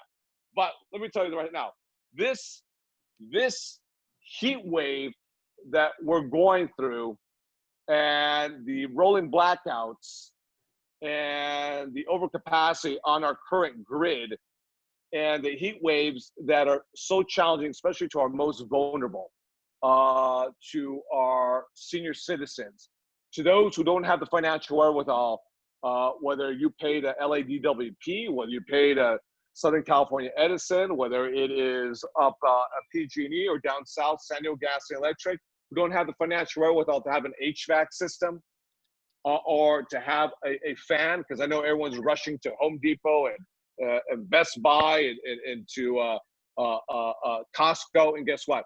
No fans, folks. And folks have to endure this. Usually we send our senior citizens to cooling centers. Well, guess what? Coronavirus, COVID-19. We can only have less people because of the spatial distance that we need. This is climate change, extreme weather patterns, and that's why it has to be paramount on our agenda for the convention. So I just want to say, John, thank you very much for this opportunity that you've given me to be here with my good friend Miguel, and I know we're going to have Susie coming up in a couple minutes. So I'm more happy to answer any questions and entertain a discussion. So thank you very much, Democrats from Santa Monica. I love each and every one of you. Thank you so much, Kevin. So now I have a question for you really quick. Make sure, wear a mask and let's get out there. Sounds good. And let's vote. Yeah. Luckily, you can vote with your mask on. There you go. So now, I don't know if it's true, but I heard a rumor going around that maybe you were on the VP shortlist 4 years ago. So now my question to you is, with regard to this election cycle, why do you think Kamala Harris is a good addition to the ticket, and how do you think a California Democrat will benefit the administration? Well, a couple of things. One is back in 2016, which is a little ironic. I found out that I was on the short list for VP. It was through WikiLeaks, actually. It was through WikiLeaks, and it was an email conversation with the then campaign chairman, John Podesta, in communication. That being said, I was not in the top 3 or in the top 5 or in the top 10 either. I think I was like number 32, but nonetheless, it's kind of cool, to know that there was a list out there and there was some consideration. But I think that, listen, Kamala is a daughter of immigrants. Her father being Jamaican, her mother Indian, born and raised in California, 100%, Californian. This is the largest state in the union. It has always played a major role, but not for the right reasons. More so as an ATM machine, where candidates will come in, whether it's in Hollywood or San Fernando, Silicon Valley or elsewhere, San Francisco. Now that we have a voice representing us, will be representing us inside the White House, who's Californian, who lives now in Los Angeles, by the way, near all of you over on the west side, not quite in Santa Monica, but on the west side nonetheless. 80-50. Yeah, 80-50. I think is huge, and I think it's fantastic. I know there's a diversity of opinion as well as who should have been selected, as the nominee for the vice presidency. I do believe that she's going to play a fantastic role for California, and I'm looking forward to this election and the role that she plays for California. Definitely. Any other questions for Kevin? I have a question, Kevin. So Mike Soloff. You were talking about Bernie's speech tonight, and some people were talking about Michelle's speech. And one of the things I thought I heard in there, but I was someone who showed up in 2016, was both of them saying, first to progressives, I don't care what you think, I don't care whether you agree or don't agree with Joe Biden, we can't afford to let President Trump be in the White House for 4 more years. It's as simple as that. There's no choice. And I heard Michelle Obama said to people who didn't show up to vote, which, was huge numbers, for example, in the African-American community that had turned out in Pennsylvania and Michigan for Barack Obama a couple of times, but they didn't show up and we lost those elections.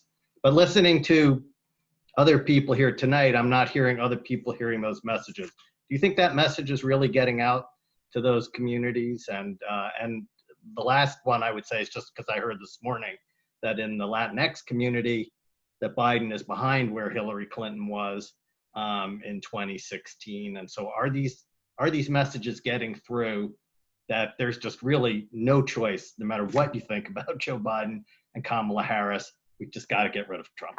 Well, let me say the following. You know, it's pretty simple and straightforward. We either have 4 more years of authoritarianism, we have 4 more years of fascism, we have 4 more years of children being caged, we have 4 more years of rolling back our climate change policies and more exploration and an extraction of fossil fuels in North America, in the Arctic. We have 4 more years of this individual potentially engaging in a world war, particularly in the Middle East with the Iranians. We have 4 more years of him rolling back and just decimating, if not eviscerating completely, the safety net that we have constructed over a course of so many decades. And the list goes on and on and on, what's at stake. You know, for those who may be purists, you know, who believe that things have to burn to the ground before people have some sort of political consciousness, if you will, you know, I find that to be quite, you know, arrogant and self-absorption. You know, there's so much at stake. You go tell, you know, a Latino family who's been devastated by the coronavirus doesn't have the ability to draw down on a check, and also has to breathe the dirtiest air in America because they live adjacent to the freeway in CD District number 14, where there's 9 major freeways. This is not theoretical. These are not study groups. This is real life, real people. That's why we have the democratic process with regards to primary. I understand and respect, and I recognize and I validate also the diversity of opinions. I'm a progressive, and I'm a strong supporter of single payer and Medicare for all. And I won't back off on that, you know, even with my own friends and colleagues, you know, who have questioned why I have moved forward with a single payer and Medicare for all. You know, I got to make no excuses for it. That's who I am. That's what I believe in, you know. And I think you speak truth to power and use your political capital when you're in positions of power to move forward an agenda that you believe is best for the American people, or for Californians, or for Angelenos. So this is not a time to sort of, and I think Michelle said too, you know, for those who want to play political games, you know, with other, you know, third-party candidates who don't even have a shot at all whatsoever, you're playing with the lives of working families. You're playing with the lives of progressives. You're playing with the lives of even Trump supporters who do deserve someone in the White House. Let me say this. When I, you know, campaigned for the US Senate, you know, I just didn't go to Santa Monica or to San Francisco, you know, friendly progressive enclaves, you know, parts of Los Angeles. You know, I went into a lot of red counties, and I engaged with, you know, strong Trump supporters who were completely oppositional to me for a whole variety of reasons. But I always made it very clear. I said, listen, I know you're not going to support me because you're a Trump supporter. I know that you're not going to cast your vote for me. That's okay. Nonetheless, I want your child to breathe clean air. And I want you to have a job in the clean energy space. Whether you believe in climate change or not, it's irrelevant to me. I want your child to have an opportunity to get a good community college education, which is free. And then possibly transfer to UCLA or to Cal State San Bernardino. You know, Miguel and I together, we got free community college. So we got that one step to getting free community college. The next step now has to be our higher education, our 4 years. But I want the best for all of you, regardless if you're going to vote for me or not. You know, and I'm going to fight for you, even though you're fighting for Trump. That's okay. So I think we have to go beyond what, you know, our comfort space, and we have to stretch out, because there's no other choice. There's nothing that's ambiguous or vague. There's no gray. You know, it's Joe Biden and Donald Trump. That's what we have today. There's no, can you write a third party candidate in? You know, maybe you can, I have no idea, but we know it's not going to happen. There's a third option that's coming in right now that is so compelling that it really gives us a valid third option. It doesn't exist. There's only 2 individuals. It's not Bernie Sanders and Donald Trump. It's not Elizabeth Warren and Donald Trump. It is Joe Biden. and Donald Trump. And if Bernie Sanders can come before America and give a wonderful, straightforward, direct speech to the American people and say, I'm supporting Joe Biden, then every progressive can step up and do the same thing. For any progressive to say, I'm skipping town, I'm not going to vote, I'm not going to engage in battleground states would be highly irresponsible. I thought Bernie himself said it best when he said, Nero fiddled while Rome burned. Trump. There you go. Trump golf. Yeah. Trump plays golf. And he's not even a good golfer. He cheats, my understanding, That's right. He drops. I mean, you cheat too. He has right? secret golf balls. He drops them. I've done that in miniature golf before, but never the real thing. Go ahead, John. I see that Janice, did you have a question? I do. Senator De Leon, we have, I noticed on the call, Antonella Borjas, who's a young woman from Santa Monica who single-handedly organized the march against for our lives, against for gun control. And she recently asked me what I thought would be the best way to get involved politically this summer. And I said for the state of California to return us to being the golden state that it once was, that I thought the most important things were the Schools and Community First initiative and the initiative would repeal the ban on affirmative action. And for me, the third one is also rent control. Would you just say hello to Antonella? Antonella, this is Senator De Leon. Senator De Leon, Antonella. Let me try to find Antonella. Let's see if I can find. Whether that was a good call. Yeah. Hi, Antonella. Hi. How you doing?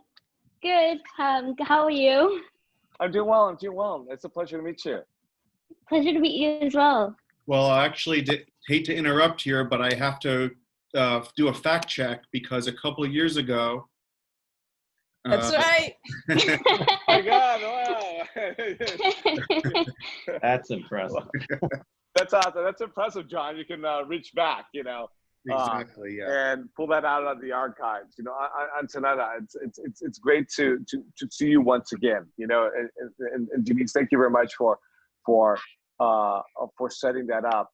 Denise made a couple points. One was Prop 15, which is split roll tax, which I support 100%. Obviously, for Disney or anyone else to pay pre 1978 valuation on corporate properties is highway robbery. All that money that is stolen from our general fund. The issue with regards to affirmative action, which is Prop 16, which, by the way, my campaign manager, a woman of color, Courtney Pugh, who managed my U.S. Senate campaign, she is the campaign consultant for Prop 16. I've been on the record. If it wasn't for affirmative action, I would never have become the pro tem of your California State Senate. Reason why was it took affirmative action for me to get admitted to higher education. And it just from there, my eyes opened up, and that's why affirmative action was just, a godsend to someone like me. And lastly, Janice made the point with regards to Proposition 21. These are extraordinary times in our nation's history.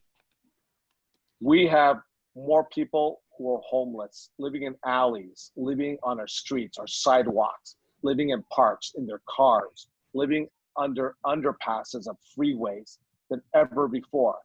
We have a huge wave, a tsunami that's on the near horizon with regards to evictions when that moratorium expires. In the judicial branch, through Chief Justice Tani Kantil Sakauye, has already made it very clear that the judicial branch will go until September 1st.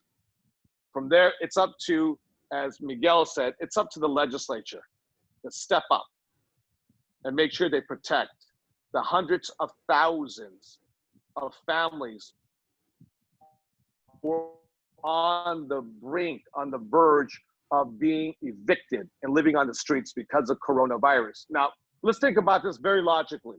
If your ability to work has been taken away due to the shelter-in-place edict, and you have no money coming in, how do you pay your rent? How do you pay 1, 2, 3, 4, 5, 6 months of back rent when that moratorium expires? If you don't have that money, they're booting you out. With many Wall Street equity firms who are buying up all kinds of assets, you know, mom and pops are struggling, no question about it, you know, but these big corporations, you know, equity, you know, firms who have accumulated assets in terms of all of these apartments, they're agnostic. They want their profit, period, because they have a fiduciary responsibility to their shareholders. Whether it exasperates COVID-19 even more so, making families more vulnerable by evicting them, they don't care because there's not a social impact, you know, provision with regards to their fiduciary responsibility. And that's why Prop 21 is so critical. I know that Susie is going to speak, you know, to this issue, you know, momentarily. She can do it so much better than I can. But you're absolutely, Janice, those are 3 really, really critical ballot initiatives that must pass, you know, come November 3rd. And I'll also add, if you want to hear about Yes on 18, come to our endorsement meeting because Antonella is going to be giving the argument for it. Oh, Antonella's going to do it? Yeah, yeah. Oh, awesome. So you'll come back in September and Awesome. we'll hear from Antonella. All right, so thanks so much, Kevin. Now let's bring in Susie to the conversation. So Susie, Shannon. Susie, Shannon, yay. Everybody is John, can I just add one? Of course. John, just one thing I want to say about Susie Shannon, your next guest coming up. Susie Shannon is such a strong Irish American. I'm making a presumption she's a strong Irish Catholic. I have no idea. But this woman is going to be canonized one of these days. And there'll be a statue of Susie Shannon in Skid Row. In Skid Row, there will be a statue, you know, when she is canonized, Saint Susie, you know, the patron saint, you know, of the homeless. She's absolutely incredible, salt of the earth. And I just wanted to add that, you know, John. And even as a statue, she's still going to be holding people accountable. Oh my God. How's it going, Susie? Thanks so much for joining us. So we heard from Marcy about her experience as a delegate, but this is your first convention as a DNC member, right? So what has that experience been like for you? Yeah. Well, okay. So first of all, I just want to talk a little bit about tonight and sort of what we saw. And today, like there were a number of caucus meetings today. So, you know, we heard from, you know, people who were speaking at the Black Caucus, at the Hispanic Caucus, and, you know, very moving speeches, particularly in the Black Caucus from Michael Dyson. So I just want to say, like, there are a lot of caucuses and councils that are going on during the day. I think tonight, for prime time, that has really set the stage for the campaign, where it's going to be about regular people. You know, it was We the People was the theme, but if you notice, it didn't start off with an elected official. It started off with a small business owner who is struggling, seniors who feel isolated. As Kevin mentioned, Kristen Urquiza, who, you know, whose father died. So this is like regular people and their experiences.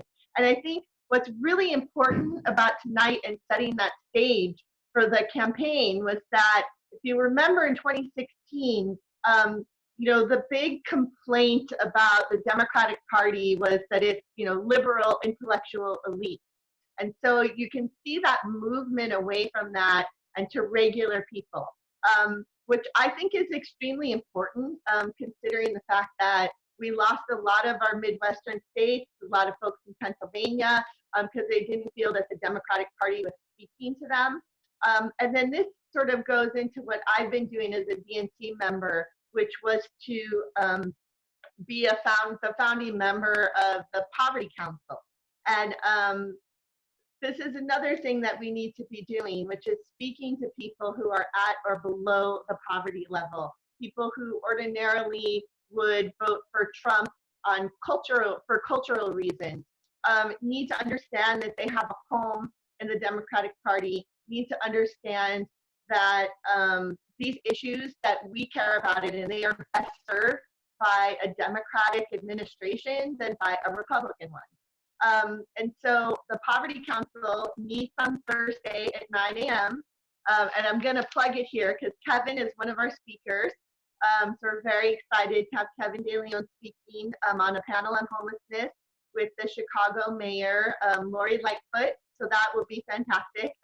Also Maxine Waters, Barbara Lee, Karen Bass will be speaking.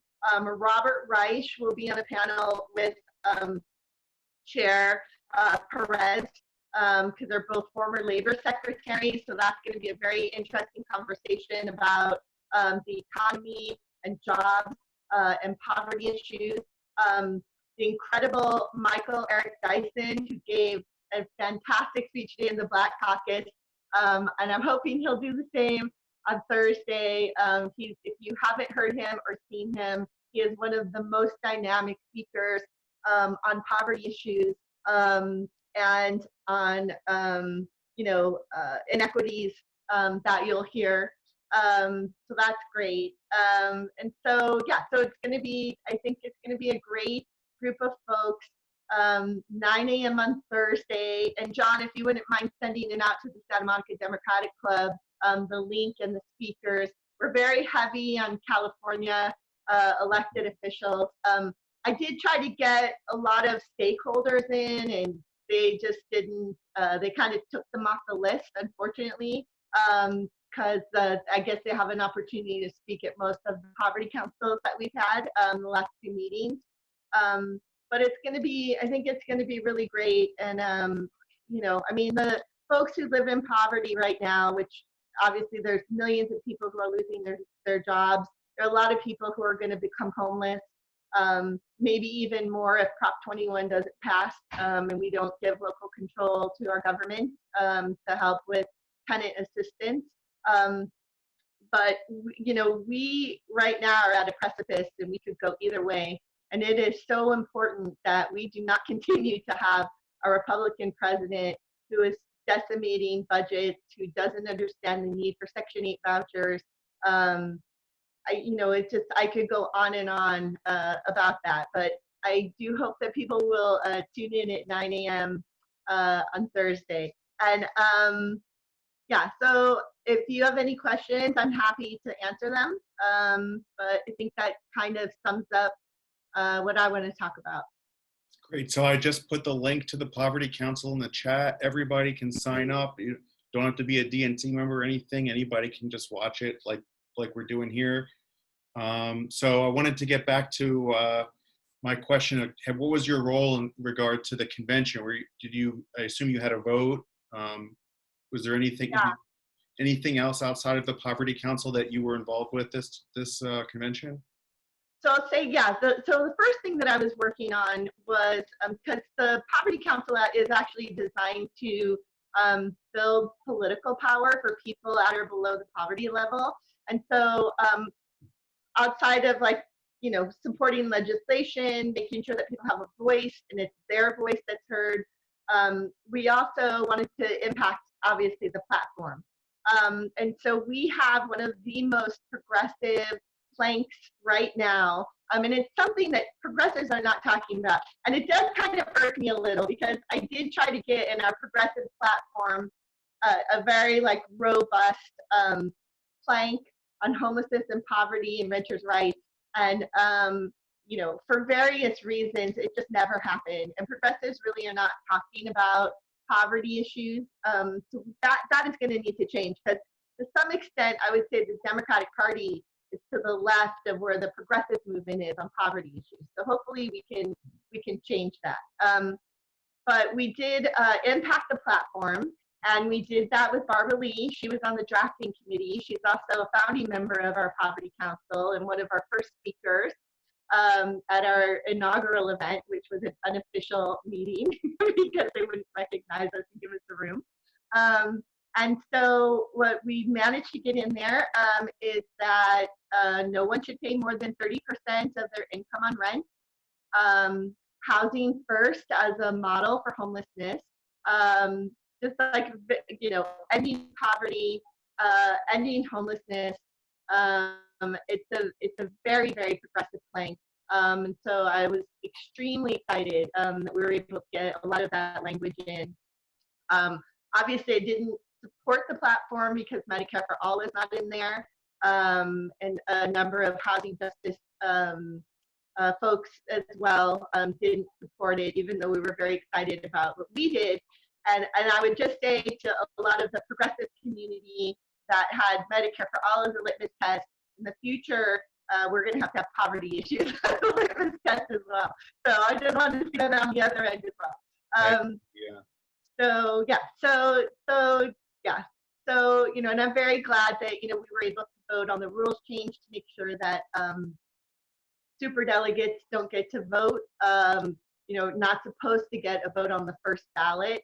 Now, here's the interesting thing. When I got my ballot, I was told actually superdelegates could vote on that first ballot because Biden had enough delegates, so he was the nominee. So the superdelegates voted. So I think that's kind of a little loophole in that rule that may need to be changed to the future. But superdelegates are definitely voting this time on the first ballot. So we can go back and address that, I think, later. Yeah, so I think that's about it. Cool. Well, who's got any questions for Susie? Okay. Any phrase? Looks like Sue does. Well, let's go to Sue. Let's bring Sue in because with the little bit of a delay at the beginning, we almost skipped over her for a bit.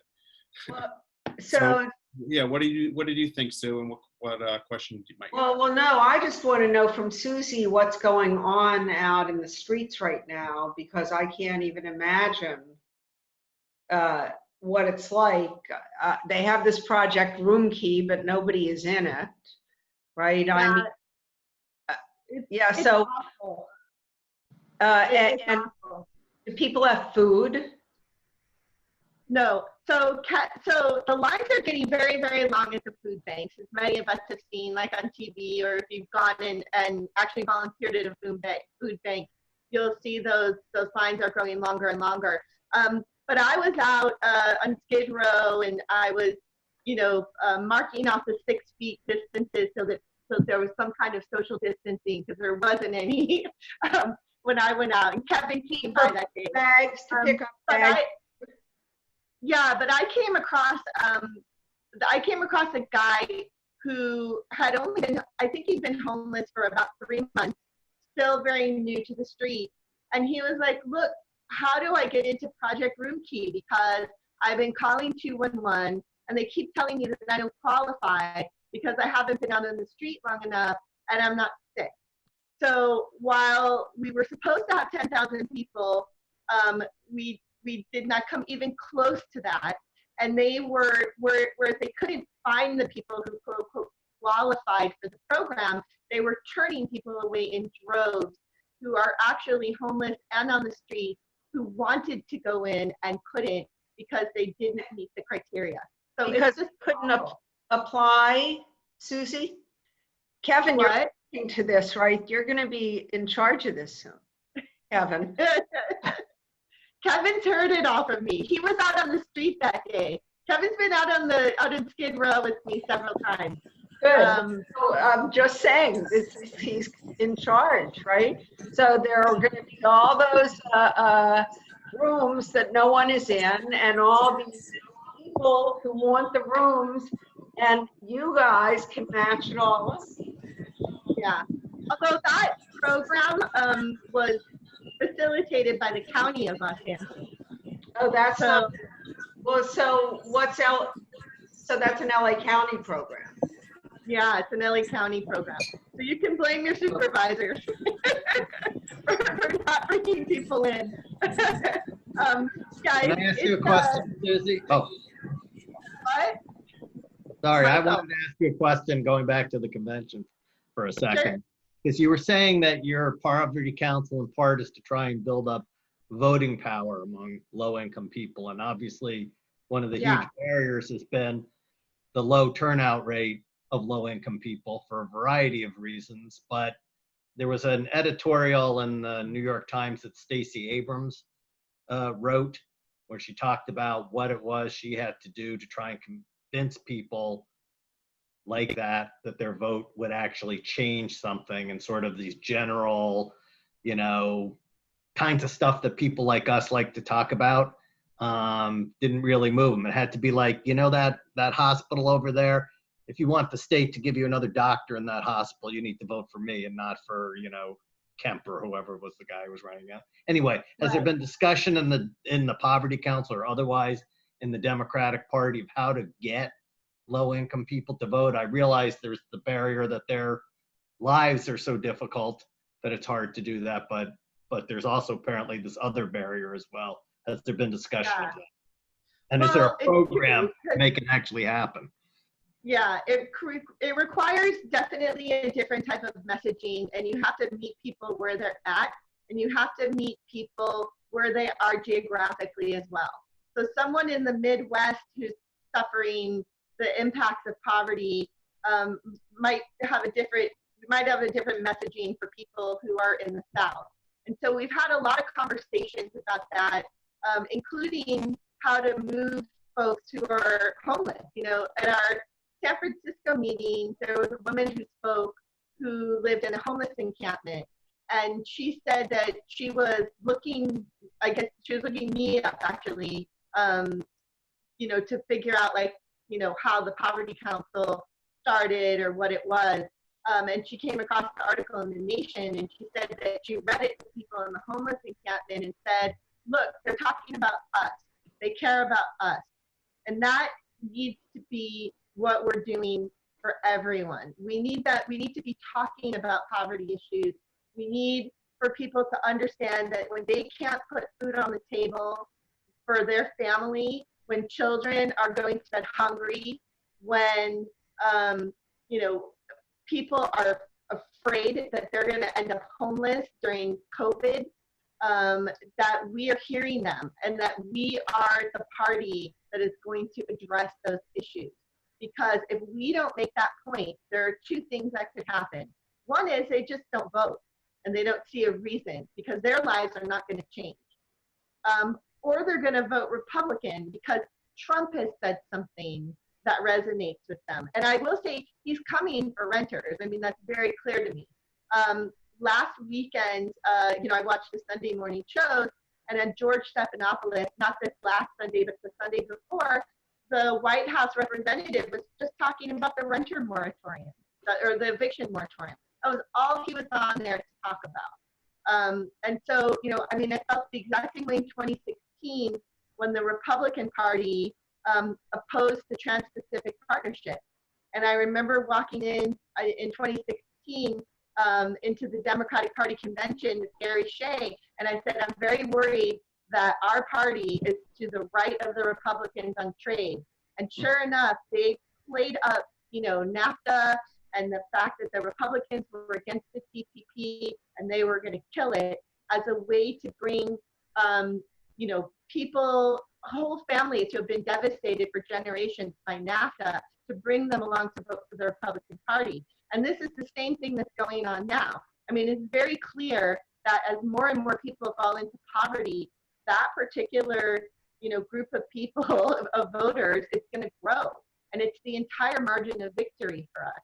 So if we're not talking to people who are at or below the poverty line, or even a little higher, income than that, we're not going to be really talking to the people who can swing this, because liberal intellectuals, who make a certain income are likely going to vote for Joe Biden.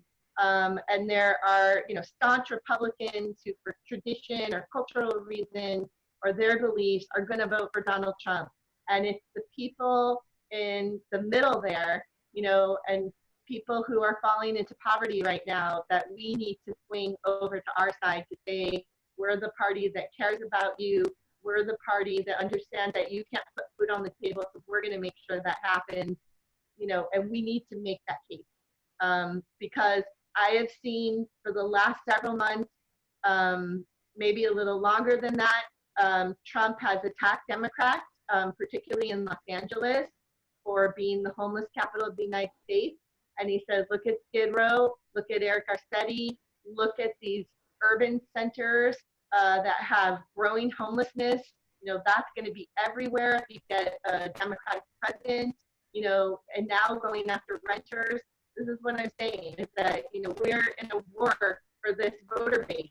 And we shouldn't be, but it's only because we're not talking about their issues.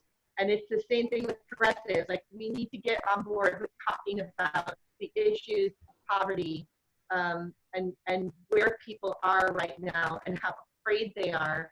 Because more and more people now will experience it for the first time. And I have to tell you, like, my clients who have fallen into poverty from the middle class or even the upper middle class are the last ones to go for help, because there's like a shame that's attached to it. There's a stigma that's attached to it. And so people are going to fall into poverty. They're not going to want to go for those benefits that they're entitled to because they're ashamed. And they're the ones who are going to get hit really hard. So I'm just saying, you know, this is like very, very important for this election. And I hope that people understand that. And I am a staunch supporter of Medicare for All and have been, you know, beating that drum since 2001, 2002, 2003, and, you know, very staunch supporter of the Green New Deal. But, you know, we also need to be talking about poverty issues. So, Susie, you know, I agree with you, but I think that, and I remember when we at the convention, and it must have been in 2016, got just the mere principle that housing is a human right. Yeah. Right, but wasn't it 2016? But I talked to these legislators, and is Kevin still here? Yeah. So, yeah. And I talk to them, and I say to them, how many of your constituents are renters? Right, and they'll say 70%, right, particularly in the Bay Area. And I say, how can you not be for this? These are the people you're representing, right? And you're acting like you're representing, and I think more of us need to be saying this to these folks. Yeah. Yeah, I mean, there was a time where there were more owners than renters, right? But I think it's about 50-50 now. Michael probably knows. Michael?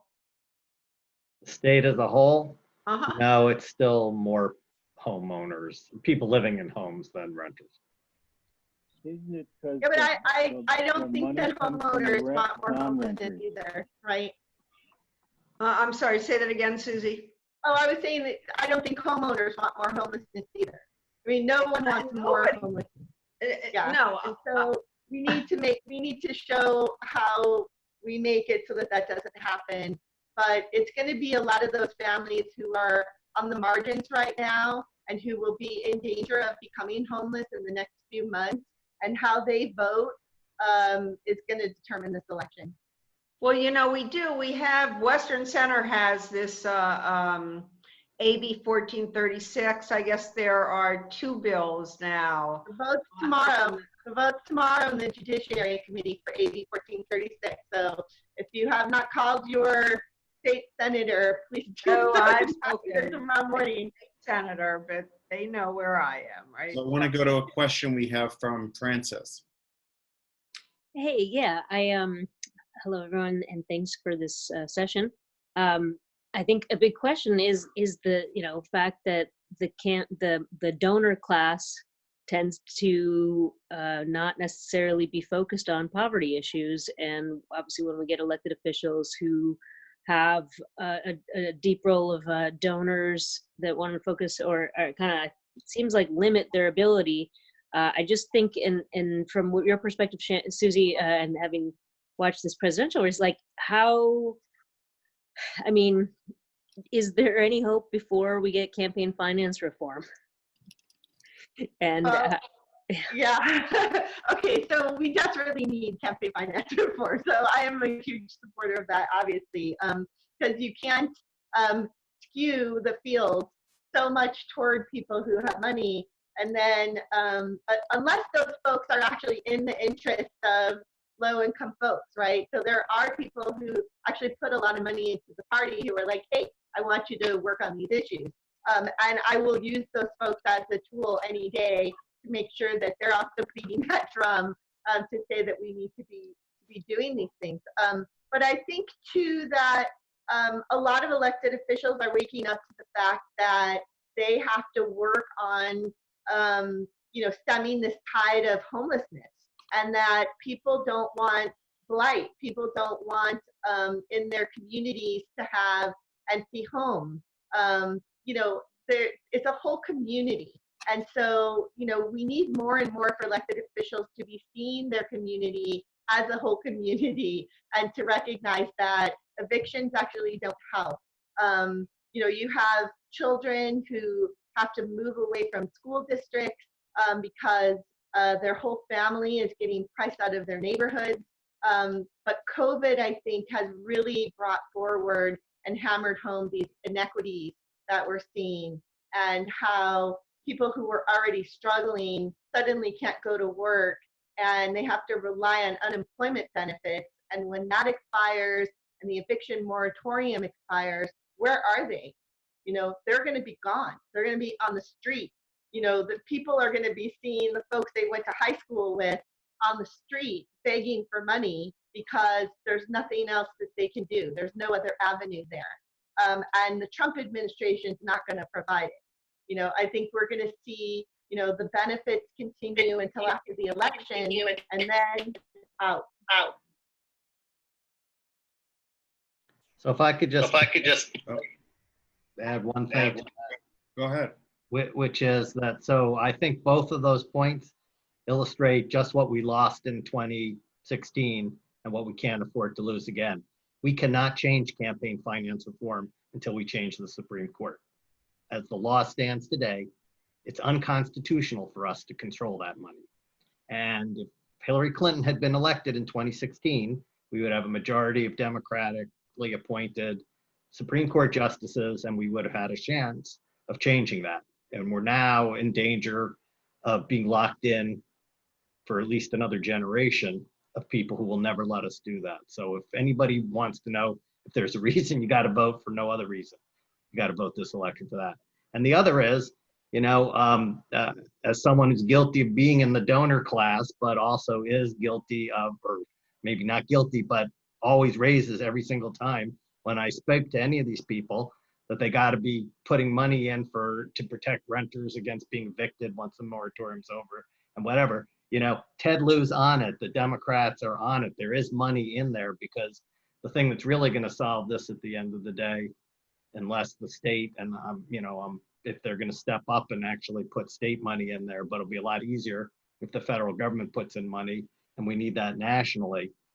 We can't get that as long as we have President Trump and we have Mitch McConnell. So, but if we can change that money will be there, I believe strongly, whether it's Joe Biden or anybody else, that the Democratic Party's united on that at least. So we got to get this. And I do want to just make this one last point, which is that, Trump is running this smoke and mirrors campaign, right? He wants his name on the stimulus check. He wants to pretend like he cares about renters. And so this is just a smoke and mirrors campaign until November. And then after that, no longer a candidate. We're going to see, as we've seen with HUD, right? We're going to see the total disregard and almost indictment of people who are in poverty. Oh, yeah. It's already happening everywhere. I mean, the laws and the executive orders and all of these repeals that we have been fighting on a policy level, on a federal level, that we've been suing about, everybody who does this policy work, it is astounding. Nobody has ever seen anything like this. A rollback of so many programs that have been positive for so many people and are just being taken away, and yet people just don't seem to understand what they're losing, Susie. That's right. until it's gone. Then they'll be like, how did this happen? Yeah, they need to listen to us before things get bad. Well, I think we need to think about a different way to show it. Rather, I mean, we need to say it in a way that doesn't sound so hostile.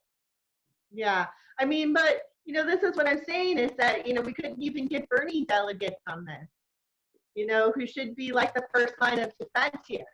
Well, so we have to do better. We have to do better next time. But people have to be more receptive. I mean, before we went into this pandemic, 25% of the children in this state lived below the poverty line and went hungry during the month, right? Yeah. So imagine what those numbers are now with these kids not in school, right? I mean, not getting school lunch, not getting, anything like that, even though they're handing it out, right? And it's crazy, isn't it? Yeah. I mean, I think the school districts have done a good job of getting food to students. They have like a drive-up program at the school where people can drive up and get that lunch anyway, which is bags. So, I do find that, but we're going to be seeing, we will reach a tipping point where we will not be able to accommodate every child who is hungry, every family that's facing eviction, everyone who becomes homeless. There's a tipping point where we won't have enough food banks. We won't have the state legislature, people will start starving. If the state legislature doesn't act on the eviction issue, yeah, that's 4 million renters right there. On the streets, right? I mean, yeah, that's 4 million renters who will likely become homeless, according to a study that was done. 4 million people. I mean, you can imagine we have a little over 151,000 people who are homeless right now in the state of California. And we need our legislators to act. We need our governor to act. We need then our local elected officials to act. Everybody needs to act. It needs to happen immediately. I mean, the study that came out of UCLA just for LA County alone showed that 365,000 people are on the verge of becoming homeless if we do not act immediately. You mean if their rent became due immediately or even over time? Yep, because right now they're protected from eviction. So as soon as that's over, that's 365,000 people just in LA. They'll never be able to come current because they already couldn't pay their rent. Right, exactly. So this is it's like Kevin said, it's a tsunami that's coming, and right. There needs to be a first line of defense here. And it needs to be the Democratic Party. Well, but this goes back to the idea of we elect people who say they believe in our platform, right, and our agenda, and they don't. Right. Don't vote the way they, and this is the whole thing. Now, how do you make them? You vote them out, I guess, but you can't, once they're in, it's so hard to do it. Mm-hmm. Yep. It's hard. It is hard. And there's all kinds of competing interests, and there's all kinds of reasons that people don't see this. I mean, it's hard because if you're comfortable in your life and you have a home and you have food to put on the table and you're bringing in, a decent salary, it's hard for people, it goes back to Michelle Obama tonight, which is that you have to have empathy. And it's hard for people to do that when they're not struggling. And so, and it's by design, our entire country is that way, right? We've got, go west, it's the individual who changes everything, and we don't have a community-centered focus. And so, because of that, there's this myth of self-reliance. And so it's the same reason that people won't go for help when they need it. It's because they feel ashamed, because by design, our country is set up that way. so that they won't go for help, so that they won't join a union, so that they won't see themselves as part of a system. They'll see themselves as like a single individual who needs to be self-reliant, and if things fall apart, it's their own fault.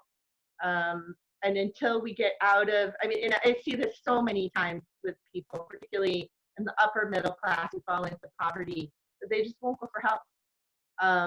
It's Because very it's hard. cultural, Susie. It's cultural, right? I mean, But it's by design. You know, it's the Americanization programs from the early 1900s that, you know, were designed. Europe, if you go to Northern Europe, I mean, it's not like this at all. I mean, people were like, No, no, it's not. you need to take care. Europe doesn't have that myth of the new frontier and the myth of the lone person going out and changing the world. And I mean, there are people who do that, obviously, but you know, we're part of a community and we're part of a system that's set up. And the more that people understand that, like they do in Europe, and in Europe, you know, they've had actual revolutions. You know, there's the French Revolution.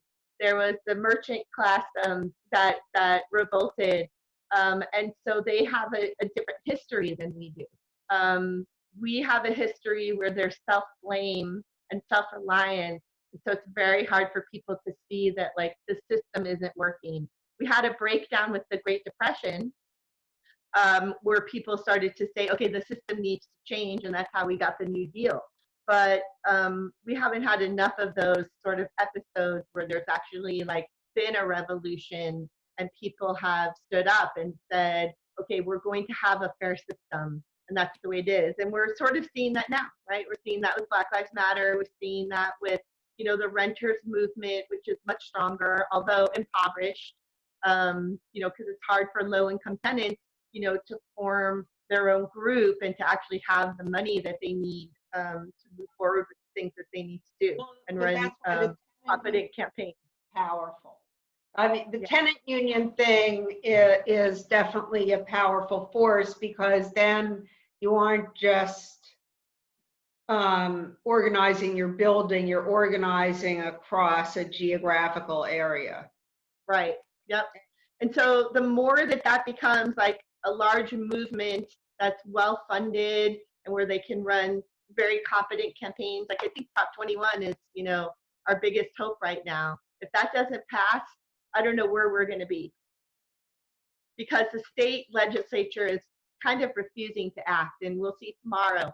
And again, like if Henry Stern is your state senator and you are on this call listening, call the office, because the Judiciary Committee votes tomorrow on AB 1436 to make sure that we don't have. He's not for it, Henry Stern? I think he probably is, but I'm just saying that there are forces that are moving in the other direction. So we need to be forcefully calling and doing phone to action tomorrow morning. What would be the other direction? The other direction would be to kill it in committee or to kill it on the Senate floor. And just leaving everyone out to dry. Yes, and that is a Marcy reached out to Henry? Have I? No, Dorothy. Oh, is Dorothy on? No, but she should be. Oh, okay. She should be after I him. don't know. I did. I know that I did. I think right now he's set to support it, which is great. But I'm just saying that I'm just hearing that we're 50-50 right now, and calls would be great. Is he one of those people that he'll tell you this, but the last person he talked to is the person he votes with? No, I don't think so. I think he's been fairly good on tenant right. I think he'll be okay. I think Ben Allen's going to be great, you know, obviously. But yeah, but we do have a lot of state senators too who are landlords. It's so, like judges. You know, I told you this, Susie. It's like 80% of the judges are landlords. Crazy. Yeah. So we need for them to hear from folks, particularly in the Democratic Club. Definitely. Well, I want to thank you for coming, Susie, and we'll check in with you again on Thursday after the Poverty Council to see how it went. Great. And I posted in the chat so everybody can go and take a look at it. And I'll share it with everybody. Kevin's waving goodbye.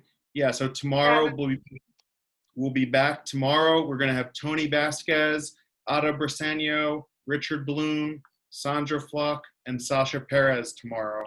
And we'll be reacting to the convention. It's going to have Bill Clinton, Jill Biden, and of course AOC making the most of her 60 seconds. So we'll tune in then. Thanks everybody, and we'll see you tomorrow. Bye, Tommy.